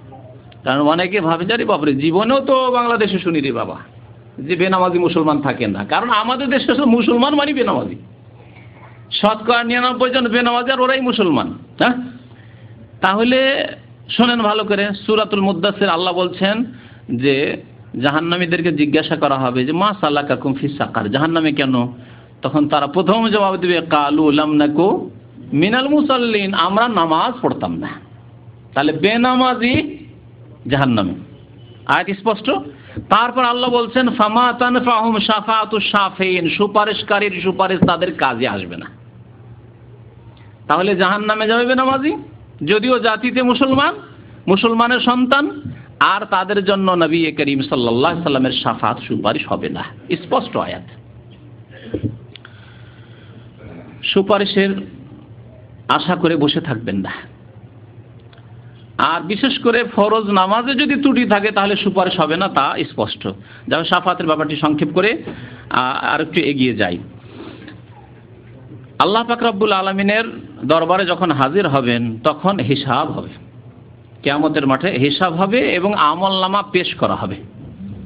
আমলনামা পেশ করা হবে, আল্লাহর সামনে আপনাকে পেশ করা হবে, ফেরেশতারা নিয়ে গিয়ে পেশ করবেন, আর আপনার সামনে আমলনামা পেশ করা হবে, আর হিসাব শুরু হবে।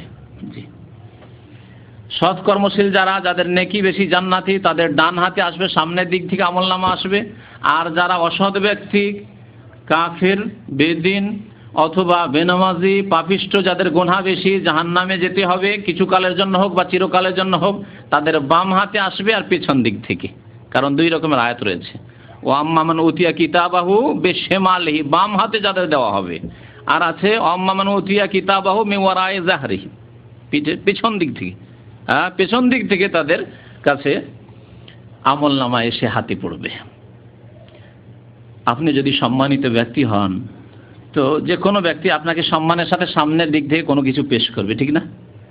আর আপনাকে লাঞ্ছিত করা যদি উদ্দেশ্য থাকে, দেখেন আসামিদেরকে বেঁধে রাখে আমাদের দেশে, বেঁধে রাখে না এইভাবে, আসামিদেরকে এইভাবে পেছন দিয়ে, কোনো সামনের দিকে তো বানতে পারে, পেছন দিয়ে করে বেঁধে রাখে।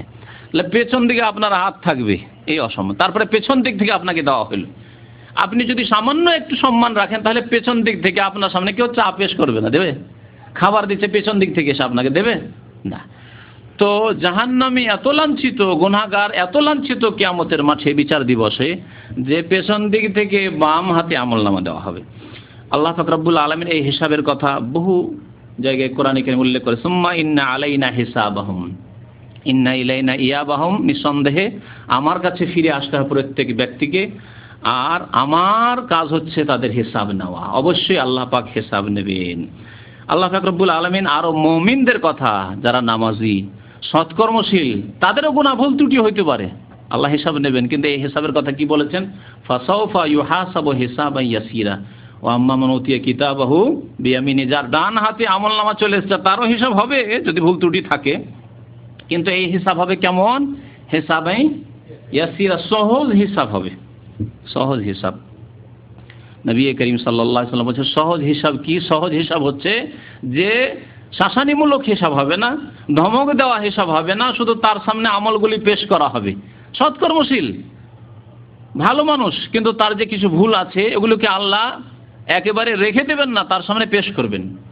অঙ্গীকার না হবে, তার স্বীকারোক্তি না হবে যে আমেল তা কাজা ওয়া কাজা ফি ইয়াউমি কাজা ওয়া কাজা, অমুক দিনে অমুক তারিখে এতটা সময় তুমি এই কাজগুলি করেছো, এই কাজ করেছো, এই কথা বলেছো, এই অন্যায়টি করেছো, সবগুলি এক এক করে স্বীকার করবে। এত ভয় হবে যে এগুলি গুণে আল্লাহ সব আল্লাহর ফেরেশতাগণ নোট করে রেখেছেন, তো আল্লাহ জিজ্ঞেস করছেন, তো ধ্বংস হয়ে গেলাম, জাহান্নামে যেতে হবে। আল্লাহ পাক রব্বুল বলবেন যে দেখো, দুনিয়াতে এগুলি তোমার গোপনে রেখেছিলাম, তুমি সৎকর্মশীল নামাজি মানুষ, তুমি দিনদার মানুষ ছিলে, কিন্তু তোমার এগুলি ভুল হয়েছে, তোমাকে লাঞ্ছিত অপদস্থ দুনিয়াতে করিনি, সুতরাং আজকেও তোমাকে অপদস্থ করবো না, যাও তোমাকে মাফ করে দিলাম, শুধু তোমাকে দেখানোর জন্য যে এই ভুলগুলি তুমি করেছো।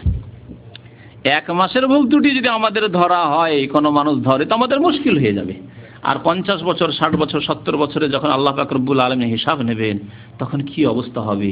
আল্লাহ পাক আরো ইরশাদ করছেন, ইয়াউমাইযিন তুরাজুনা লা তাখফা মিনকুম খাফিয়া, যেদিন আল্লাহর সামনে তোমাদেরকে পেশ করা হবে তখন কোনো কিছুই গোপনে রাখতে পারবে না। আজকে কত কথা প্রত্যেক মানুষ নিজ নিজ জীবনের কথা যদি চিন্তা করেন, আপনার জীবনের অনেক খারাপ কাজ আছে যা একমাত্র আপনি জানেন, আর কেউ জানে না।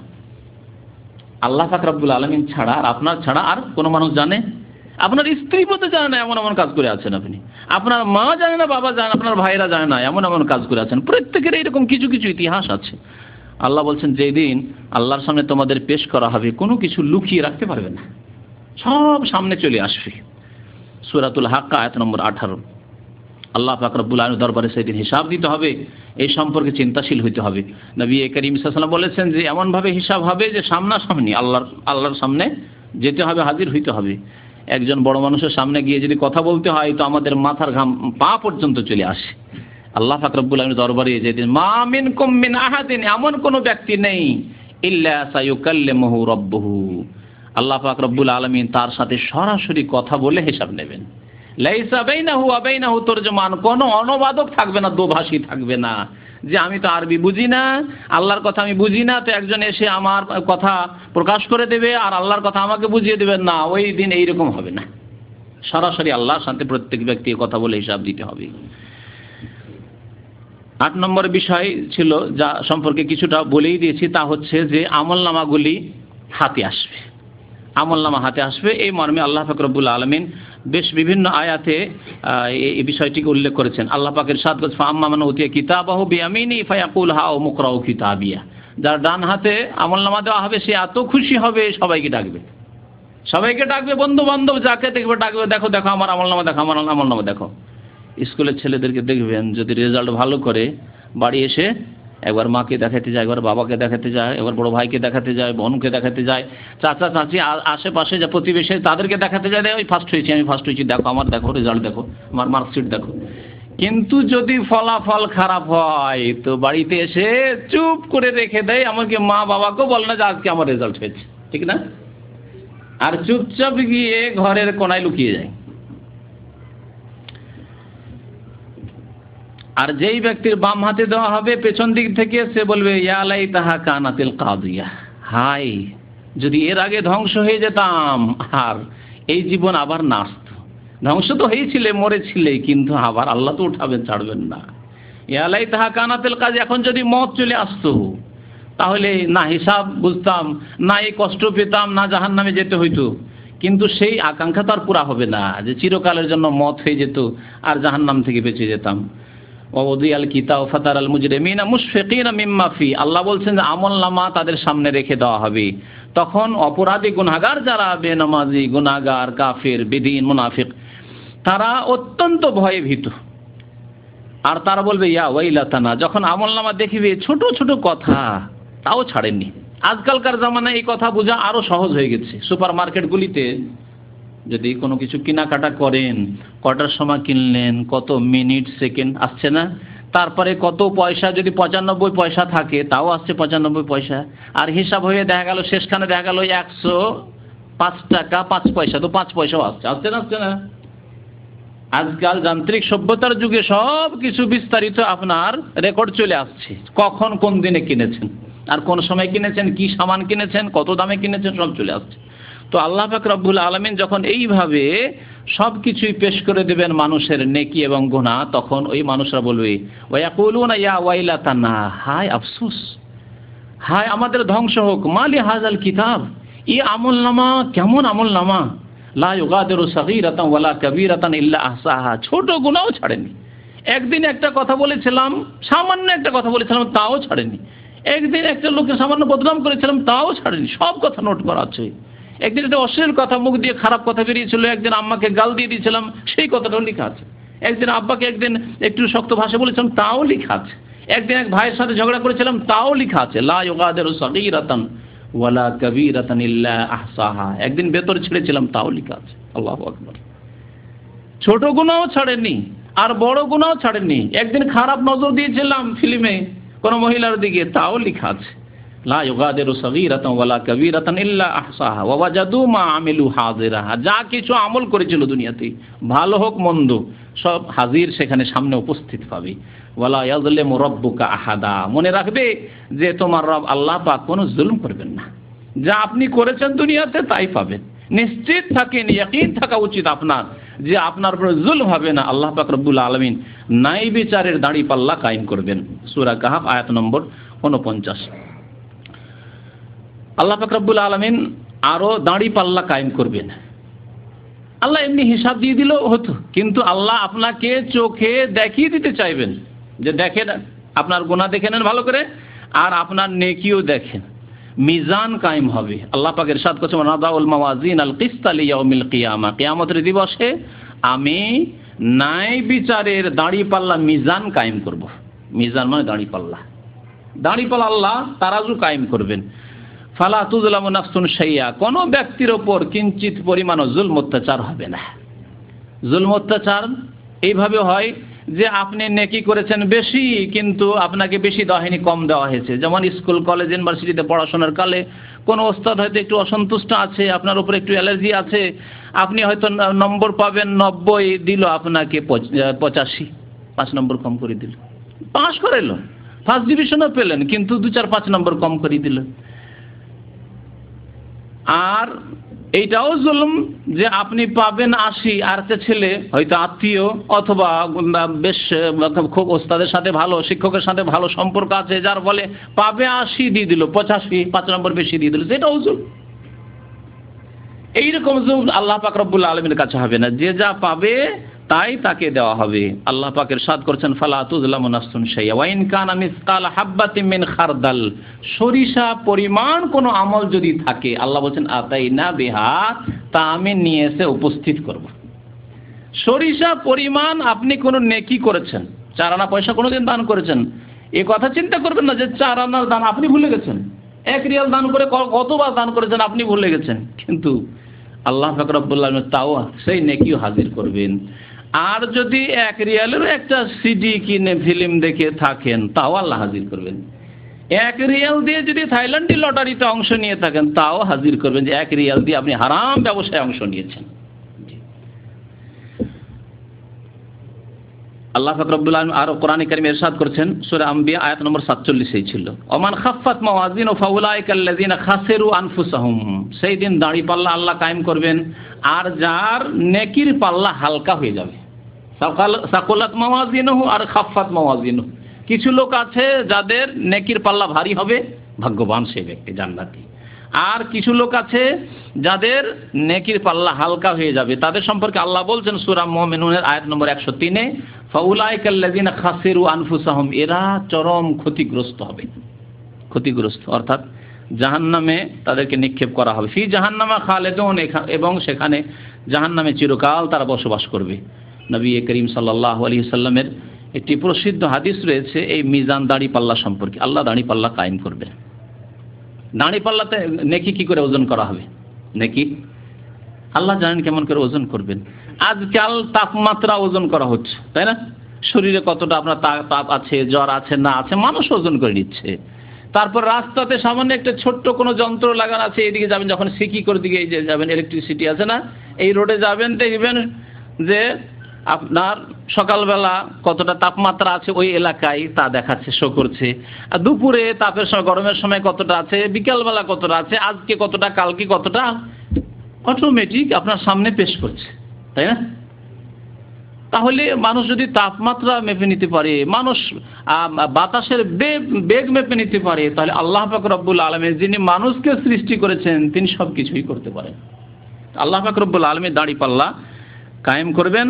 নবী করিম সাল্লাল্লাহু আলাইহি ওয়াসাল্লামের হাদিস রয়েছে, সহিহ বুখারী শরীফের শেষ হাদিস।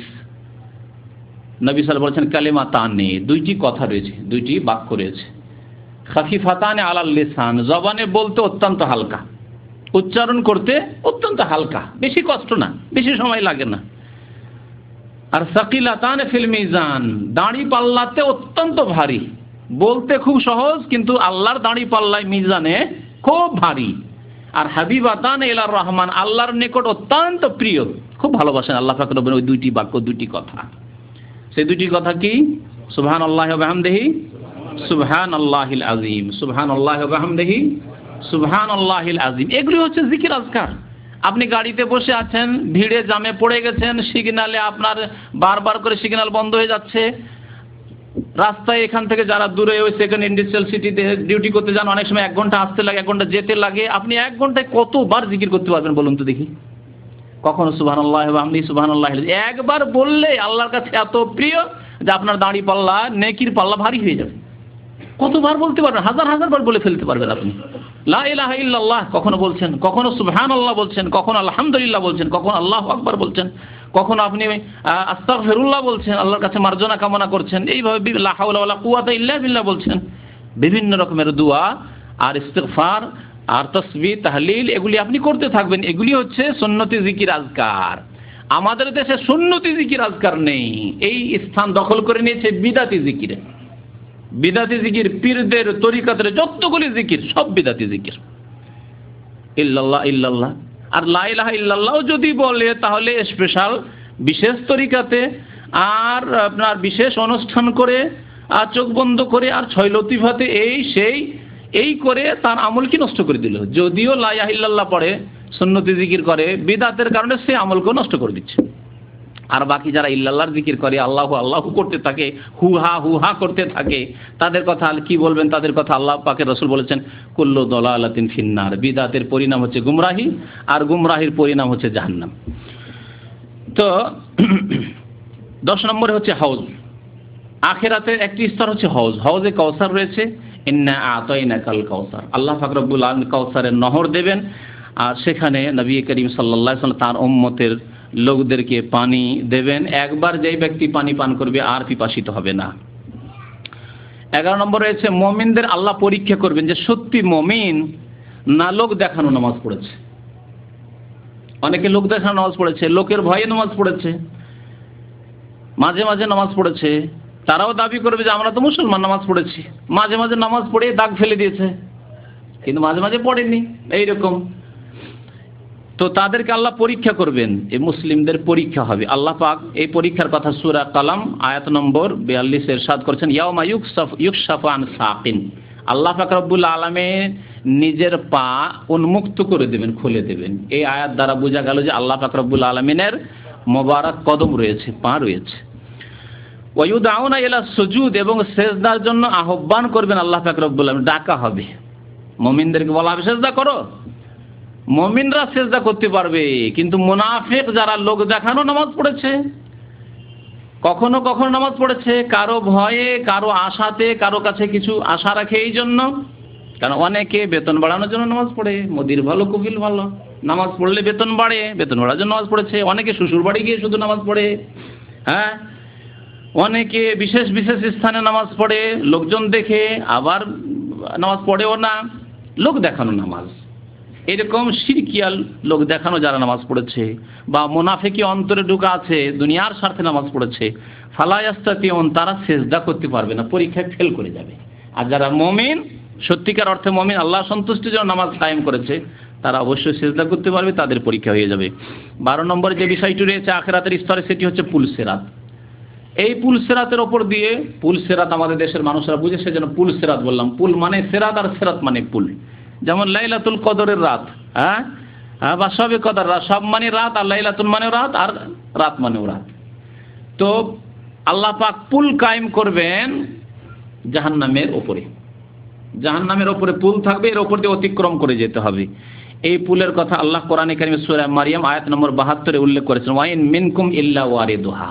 এমন কোন মানুষ নেই যাকে এই পুলের ওপর দিয়ে অতিক্রম করতে হবে না। প্রত্যেক ব্যক্তিকে এই পুলের উপর দিয়ে অতিক্রম করতে হবে। কানা আলা রাব্বিকা হাতমান মাকদিয়া, এটি আল্লাহর পক্ষ থেকে ওয়াকাত ফায়সালা। তাহলে জাহান্নামের উপর দিয়ে অতিক্রম করতে গিয়ে মুক্তি পাবে। আল্লাহ বলছে সুম্মা নুনাজ্জিল্লাযিনা তাকাও, যারা আল্লাহ ভীরু মুত্তাকি, আল্লাহকে ভয় করে নামাজ কায়েম করেছে, সততার জীবন যাপন করেছে, মানুষের হক আদায় করেছে, তারা পরিত্রাণ পেয়ে যাবে, তাদেরকে আমি নাজাত দেব, মুক্তি দেব। নাজারুজ জালিমিনা ফিহা জাসিয়া, সেখানে লাঞ্ছিত অপদস্থ হয়ে জাহান্নামীরা থেকে যাবে, জাহান্নামীরা নিক্ষিপ্ত হবে। তো পুলের ওপর দিয়ে পার হতে গিয়ে জাহান্নামীরা, গুনাহগাররা জাহান্নামে নিক্ষিপ্ত হয়ে যাবে। তারপরে যখন এই পুল যখন আসলো, যেটিকে পুল সিরাত বলে, জাহান্নামের উপরে যা রয়েছে, সেখানে কাফের, মুনাফিক, মুশরিক এরা পড়ে গেল। এখন বাকি থাকলো শুধু যারা মুমিন। মুমিনদের জন্য আর একটি ব্রিজ আসবে, যে ব্রিজকে নবী সাল্লাল্লাহু আলাইহি ওয়াসাল্লাম হাদিসে বলা হয়েছে কান্তারা। কান্তারার কথা বলা হয়েছে। নবী করিম সাল্লাল্লাহু আলাইহি ওয়াসাল্লাম বলেছেন এই পুলের ওপর, এই ব্রিজের ওপর, বড় পুল সেরাত পার হওয়ার পরে এখানে গিয়ে মানুষের কাছ থেকে কেসাস বদলা নেবে, যে যার উপর অন্যায় করেছে এখানে গিয়ে প্রতিশোধ হবে। বুখারী শরীফের হাদিস, ইয়াখলুসুল মুমিনুনা মিনান নারি, মুমিনরা জাহান্নাম থেকে মুক্তি পেয়ে যায়, জাহান্নাম থেকে পার হয়ে চলে এসেছে। ফায়ুহবাসুনা আলা কান্তারাতিন বাইনাল জান্নাতি ওয়ান নার, এখন জান্নাত এবং সামনে জান্নাত আর পিছনে যে জাহান্নাম অতিক্রম করে চলে এসেছে জাহান্নামের উপর দিয়ে, এখানে তাদেরকে বাধা দিয়ে দেওয়া হবে, থামো তোমাদের আরো কিছু বাকি আছে, আরো কিছু বাকি আছে। ফায়ুক্তাসু লিবাযিহিম মিন বায, এখানে কি কিসাস হবে, কিসাস। কেউ কাউকে মেরেছে, কেউ কারো টাকা বেইমানি করে নিয়েছে, কেউ কারো জমি বেইমানি করেছে, বাড়ি ঘর বেইমানি করে দখল করে নিয়েছে, কেউ কারো কাছে ধার নিয়েছে তারপরে উধাও হয়ে গেছে, কেউ কাউকে গালি দিয়েছে ইত্যাদি। লড়াই ঝগড়া মানুষের যতগুলি হক রয়েছে এখানে কিসাস শুরু হবে। এইখানে কিসাস বদলা যে হবে কি দিয়ে? টাকা পয়সা আছে, দুনিয়াতে টাকা ধার নিয়ে আপনি দেননি, বেইমানি করেছেন, ওখানে কি দিয়ে আপনি পরিশোধ করবেন হক? নেকি দিতে হবে। নেকি দিতে দিতে অনেকের নেকি ফুরিয়ে যাবে, নেকি শেষ হয়ে যাবে, জাহান্নামে চলে যাবে। জি, তো আল্লাহ পাক রব্বুল আলামিন রাসূল সাল্লাল্লাহু আলাইহি ওয়াসাল্লাম বলেছেন যে এখানে গিয়ে যে জুলম অত্যাচারগুলি আপোষ হয়েছে কানাত বাইনাহুম ফিদ দুনিয়া, তার কিসাস হয়ে যাবে, তারপরে একেবারে সাফ সুতরা পরিষ্কার পরিচ্ছন্ন হয়ে জান্নাতে যেতে পারবে।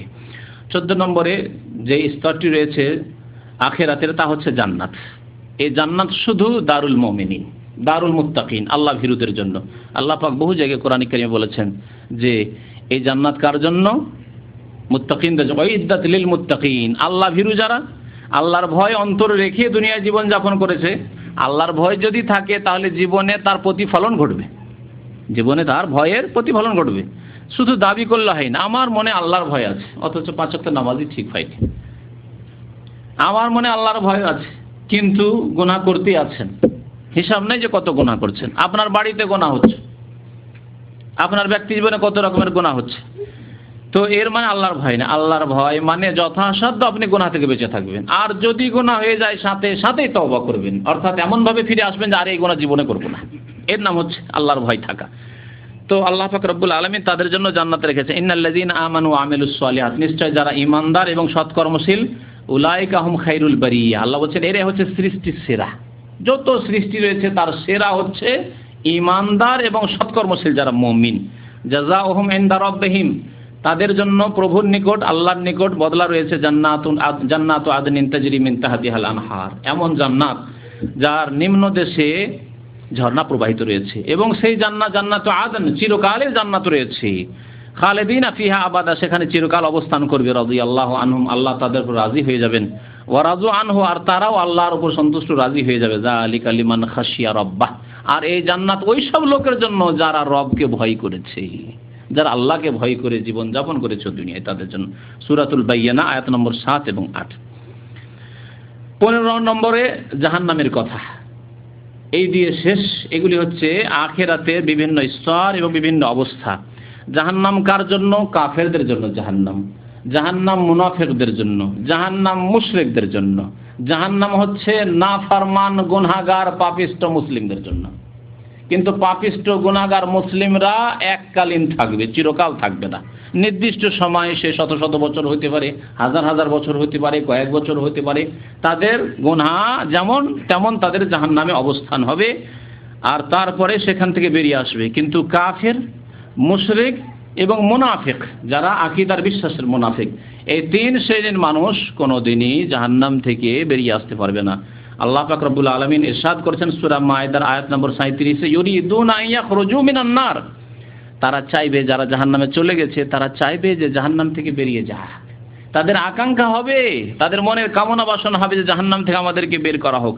ওমা হুম বিখারিজিনা মিনহা, কিন্তু জাহান্নাম থেকে তারা কখনো বের হবে না, জাহান্নাম থেকে তাদেরকে বের করা হবে না। ওয়ালাহুম আযাবুম মুকিম, তাদের জন্য চিরকালের আযাব রয়েছে।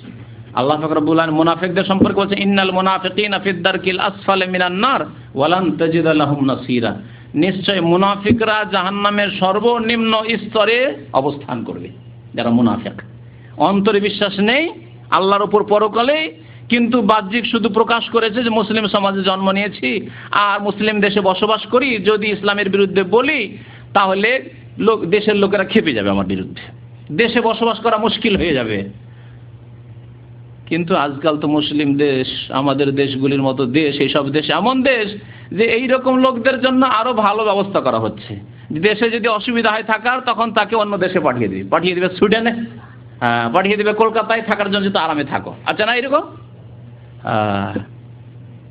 মুসলমানদেরকে বলে ভয় লাগছে, পাঠিয়ে দিল, তসলিমা নাসরিনকে পাঠিয়ে দিল। রুশদি ভয় লাগছে, তুমি মুসলিম দেশে যেও না, থাকো, তোমাকে স্পেশাল প্রোটেকশন, হেফাজতের ব্যবস্থা দেওয়া হচ্ছে। কাফের দেশের লোকেরা তাদের আপ্যায়ন করার জন্য বসে আছে। এরকম বহু মুনাফিক রয়েছে যারা ইসলাম বিদ্বেষী, মুসলমানের বাচ্চা, কিন্তু এরা হচ্ছে ইসলামের শত্রু। এদের জন্য জাহান্নামের একেবারে নিম্ন স্তর রয়েছে, ইন্নাল মুনাফিকিনা ফিদ দারকিল আসফালি মিনান নার। নিঃসন্দেহে মুনাফিকরা জাহান্নামের নিম্ন স্তরে বসবাস করবে, থাকবে। ওয়ালান তাজিদা লাহুম নাসীরা, তাদের কোনো সাহায্যকারী হবে না। এই কথা চিন্তা করিও না যে তাদের ক্ষেত্রে কারো সুপারিশ কাজে আসবে বা সুপারিশ হবে। আল্লাহ পাক রব্বুল মুশরিক সম্পর্কে বলছেন, ইন্নাহু মাইয়ুশরিক বিল্লাহি ফাকাদ হারামাল্লাহু আলাইহিল জান্নাহ।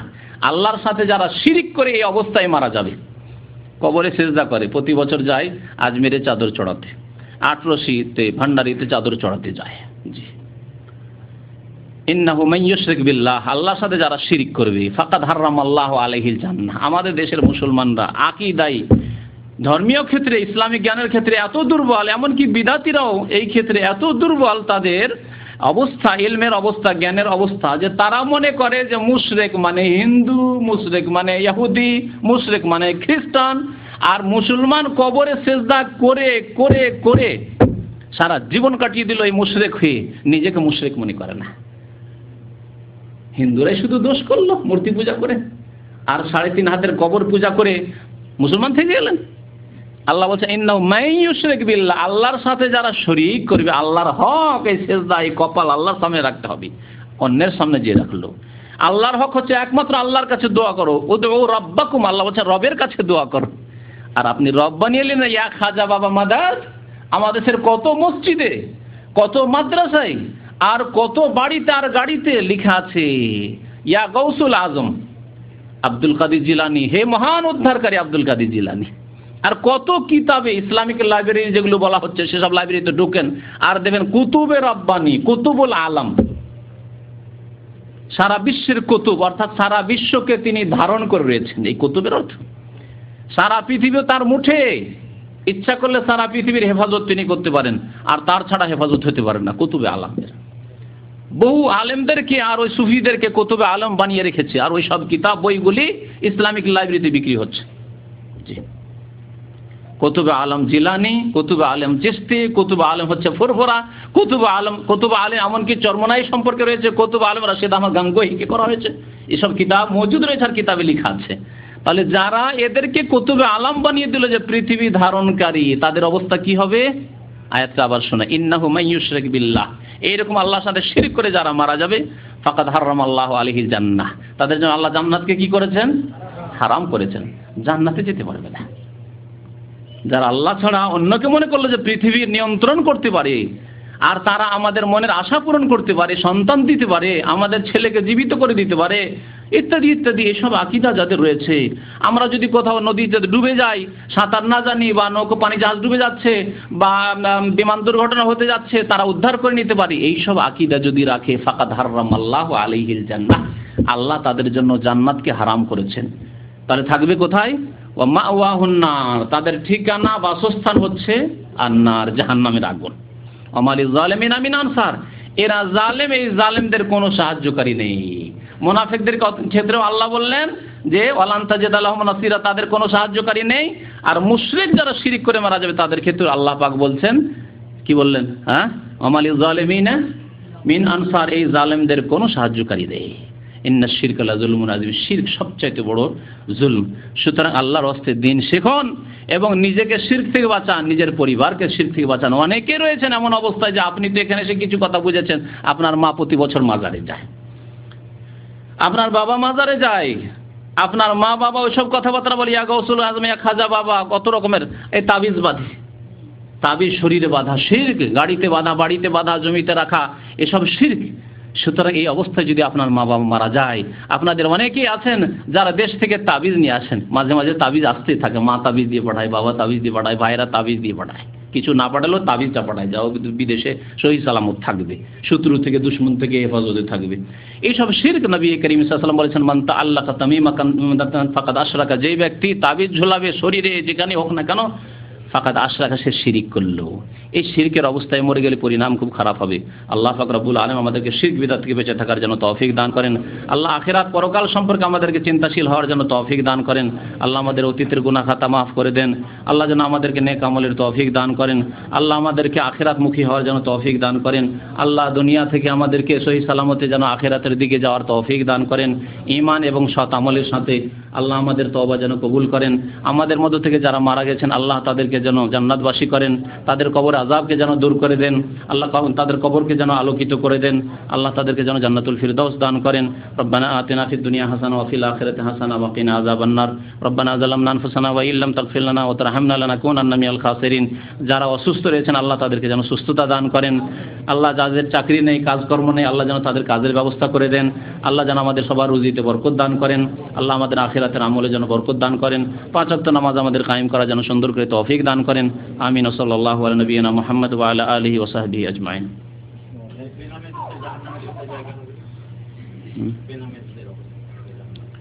কোন জায়গা হবে কথা বলা হয়নি, জাহান্নামে যথেষ্ট, যেখানে জাহান্নামে হোক।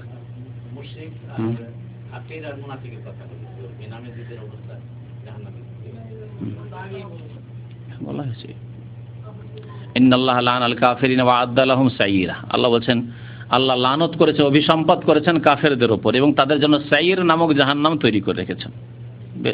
নামাজ ছাড়া যখন কুফরি, তখন তারা জাহান্নামে যাবে।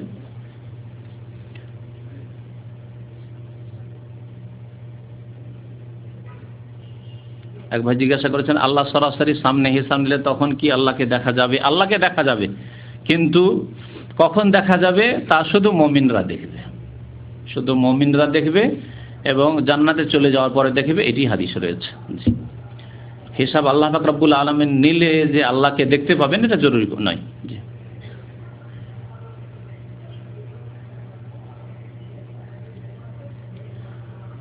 দয়া করে বৃহস্পতিবার সোমবার যে রোজা রাখতে হয় তার সম্পর্কে কিছু বলবেন। নবী করিম সাল্লাল্লাহু আলাইহি ওয়াসাল্লাম সপ্তাহে 2 দিন রোজা রাখতেন, সোমবারে বৃহস্পতিবারে রোজা রাখতেন। সুতরাং এই রোজা হচ্ছে সুন্নাত, এই রোজা রাখবেন। জি,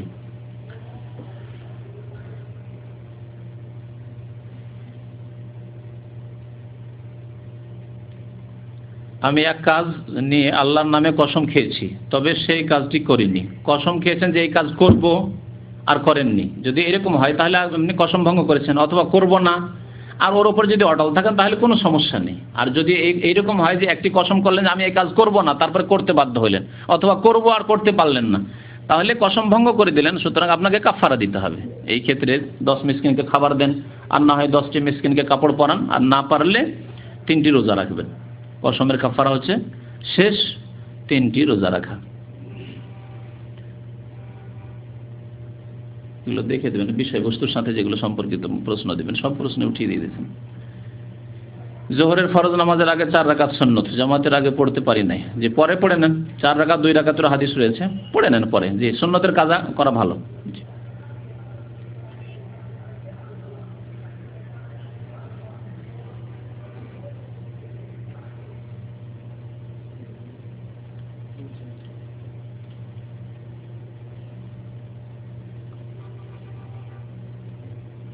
এক ভাই জিজ্ঞাসা করেছেন যে সূরা ফাতিহার সাথে কি আমরা অন্য কোনো সূরা পড়ব দিনের নামাজে? না, পড়বেন না। মুক্তাদির কাজ হচ্ছে শুধু সূরা ফাতিহা পড়া। মুক্তাদির কাজ হচ্ছে শুধু সূরা ফাতিহা পড়া। তবে যদি কেউ পড়ে তো জায়েজ রয়েছে। কোন কোন রিওয়ায়াত রয়েছে যে সাহাবারা মাঝে মাঝে পড়তেন, সুতরাং জায়েজ রয়েছে।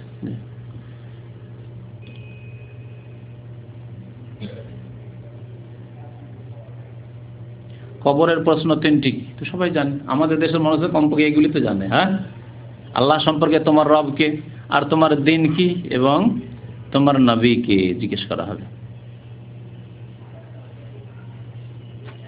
এক লোক বলে যে নবী হাজির এবং নাজির। জি, এটি শিরকি আকীদা। নবীকে হাজির মানে উপস্থিত মনে করা, আর নাজির মানে সবকিছু দেখছেন। নাজির মানে প্রত্যক্ষকারী দেখছেন, আর হাজির মানে উপস্থিত।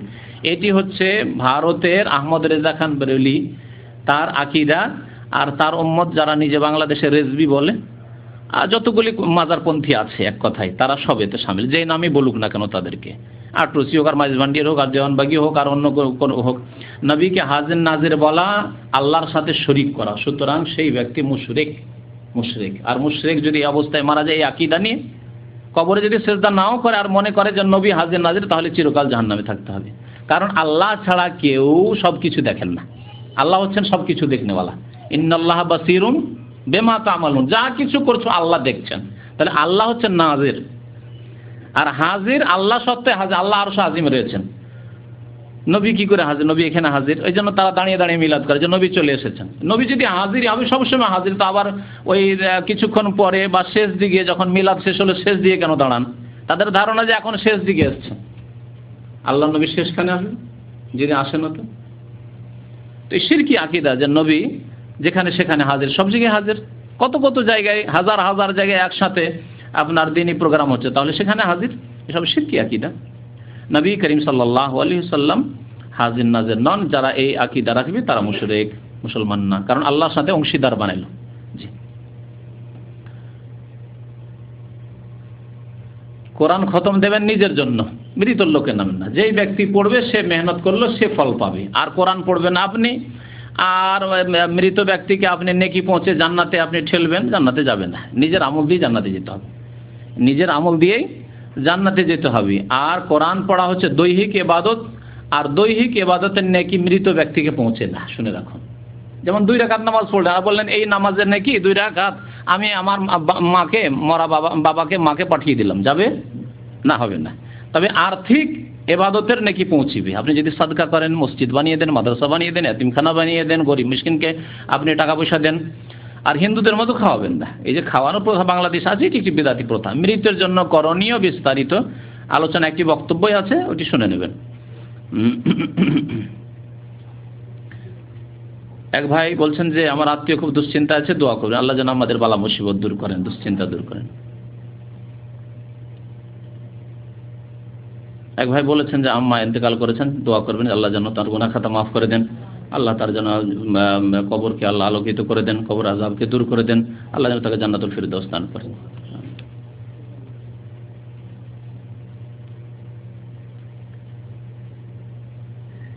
স্বামী স্ত্রীর মধ্যে কোনো যোগাযোগ নেই, এমন অবস্থায় শরীয়ত মোতাবেক স্বামী স্ত্রীর কতদিন মজা থাকবে? 4 মাসের বেশি নয়।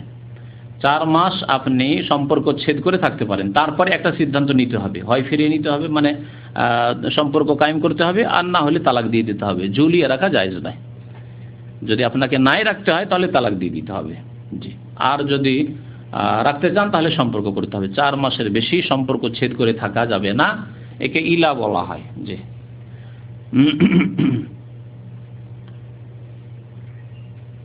সম্পর্ক ঠিক আছে আর যোগাযোগ নেই, দূরে আছেন, চিঠিপত্র দিতে পারছেন না বা পৌঁছেছেন না, টেলিফোন করতে পারছেন না, সেটা আলাদা কথা।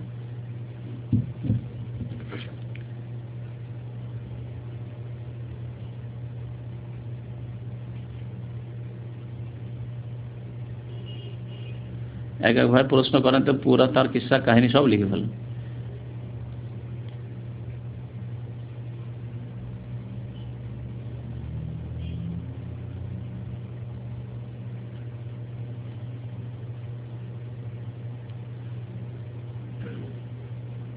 এক ভাই বলছেন যে তার স্ত্রী তার বাবাকে, অর্থাৎ স্ত্রী তার বাবাকে হাসপাতালে নিয়ে গেছে। জি, হাসপাতালে নিয়ে গেছে, ভালো কাজ করেছে। মাতা পিতার খেদমত করা, মা বাবার খেদমত করা ফরজ নয়? তো আপনার সাথে বিয়ে হয়ে গেছে, তার মানে খেদমত থেকে বঞ্চিত নাকি? আর খেদমত করতে দেবেন না? ফিতনার সম্ভাবনা যদি না থাকে, পর্দার সাথে যদি যায় তো যেতে পারে। যদি কেউ নিয়ে যাওয়ার না থাকে নিয়ে যাবে অবশ্যই। অথবা যদি নিয়ে যাওয়ার থাকে আর হাসপাতালে দেখতে যায় তার বাবাকে, তার এই অধিকার রয়েছে, ন্যায্য অধিকার রয়েছে। এই ক্ষেত্রে আপনার বাধা দেওয়া জায়েজ নয়, এই ক্ষেত্রে বাধা দেওয়া জায়েজ নয়। যদি বাবাকে দেখতে চায়, অসুস্থ দেখতে যাবে, যদি নিয়ে যেতে হয়, ভাই নেই তাকেই নিয়ে যেতে হবে, হাসপাতালে নিয়ে যেতে পারে, এই ক্ষেত্রে আপনার অনুমতির কোনো প্রয়োজন করে না। তবে ফিতনা থেকে মুক্ত থাকতে হবে। অন্য পুরুষের সাথে কথাবার্তা, নির্জনতা ইত্যাদি থেকে যেগুলি নাজায়েজ, সেগুলি থেকে বেঁচে থাকতে হবে, কারণ তার এসব অধিকার রয়েছে। আপনার সাথে বিয়ে হয়ে যাওয়া মানে আপনার মায়ের খেদমত করতে হবে, বাবার খেদমত করতে হবে, তার বাবার খেদমত করতে পারবে না, এগুলি হচ্ছে অজ্ঞতা আমাদের সমাজের। জি, আর অনেকেই বেকুফি করে স্ত্রীকে তালাক দেয় যে আমার বিনা হুকুমে কেন ওর বাবা মার সাথে দেখা করার জন্য গেল। জি, যদি যোগাযোগ সম্ভব হইলো করলো, আর না হইলে করলো না। কিন্তু সে যদি ঠিক থাকে, তার চরিত্র ঠিক থাকে, তো অসুবিধা নেই, এতে তার অধিকার রয়েছে।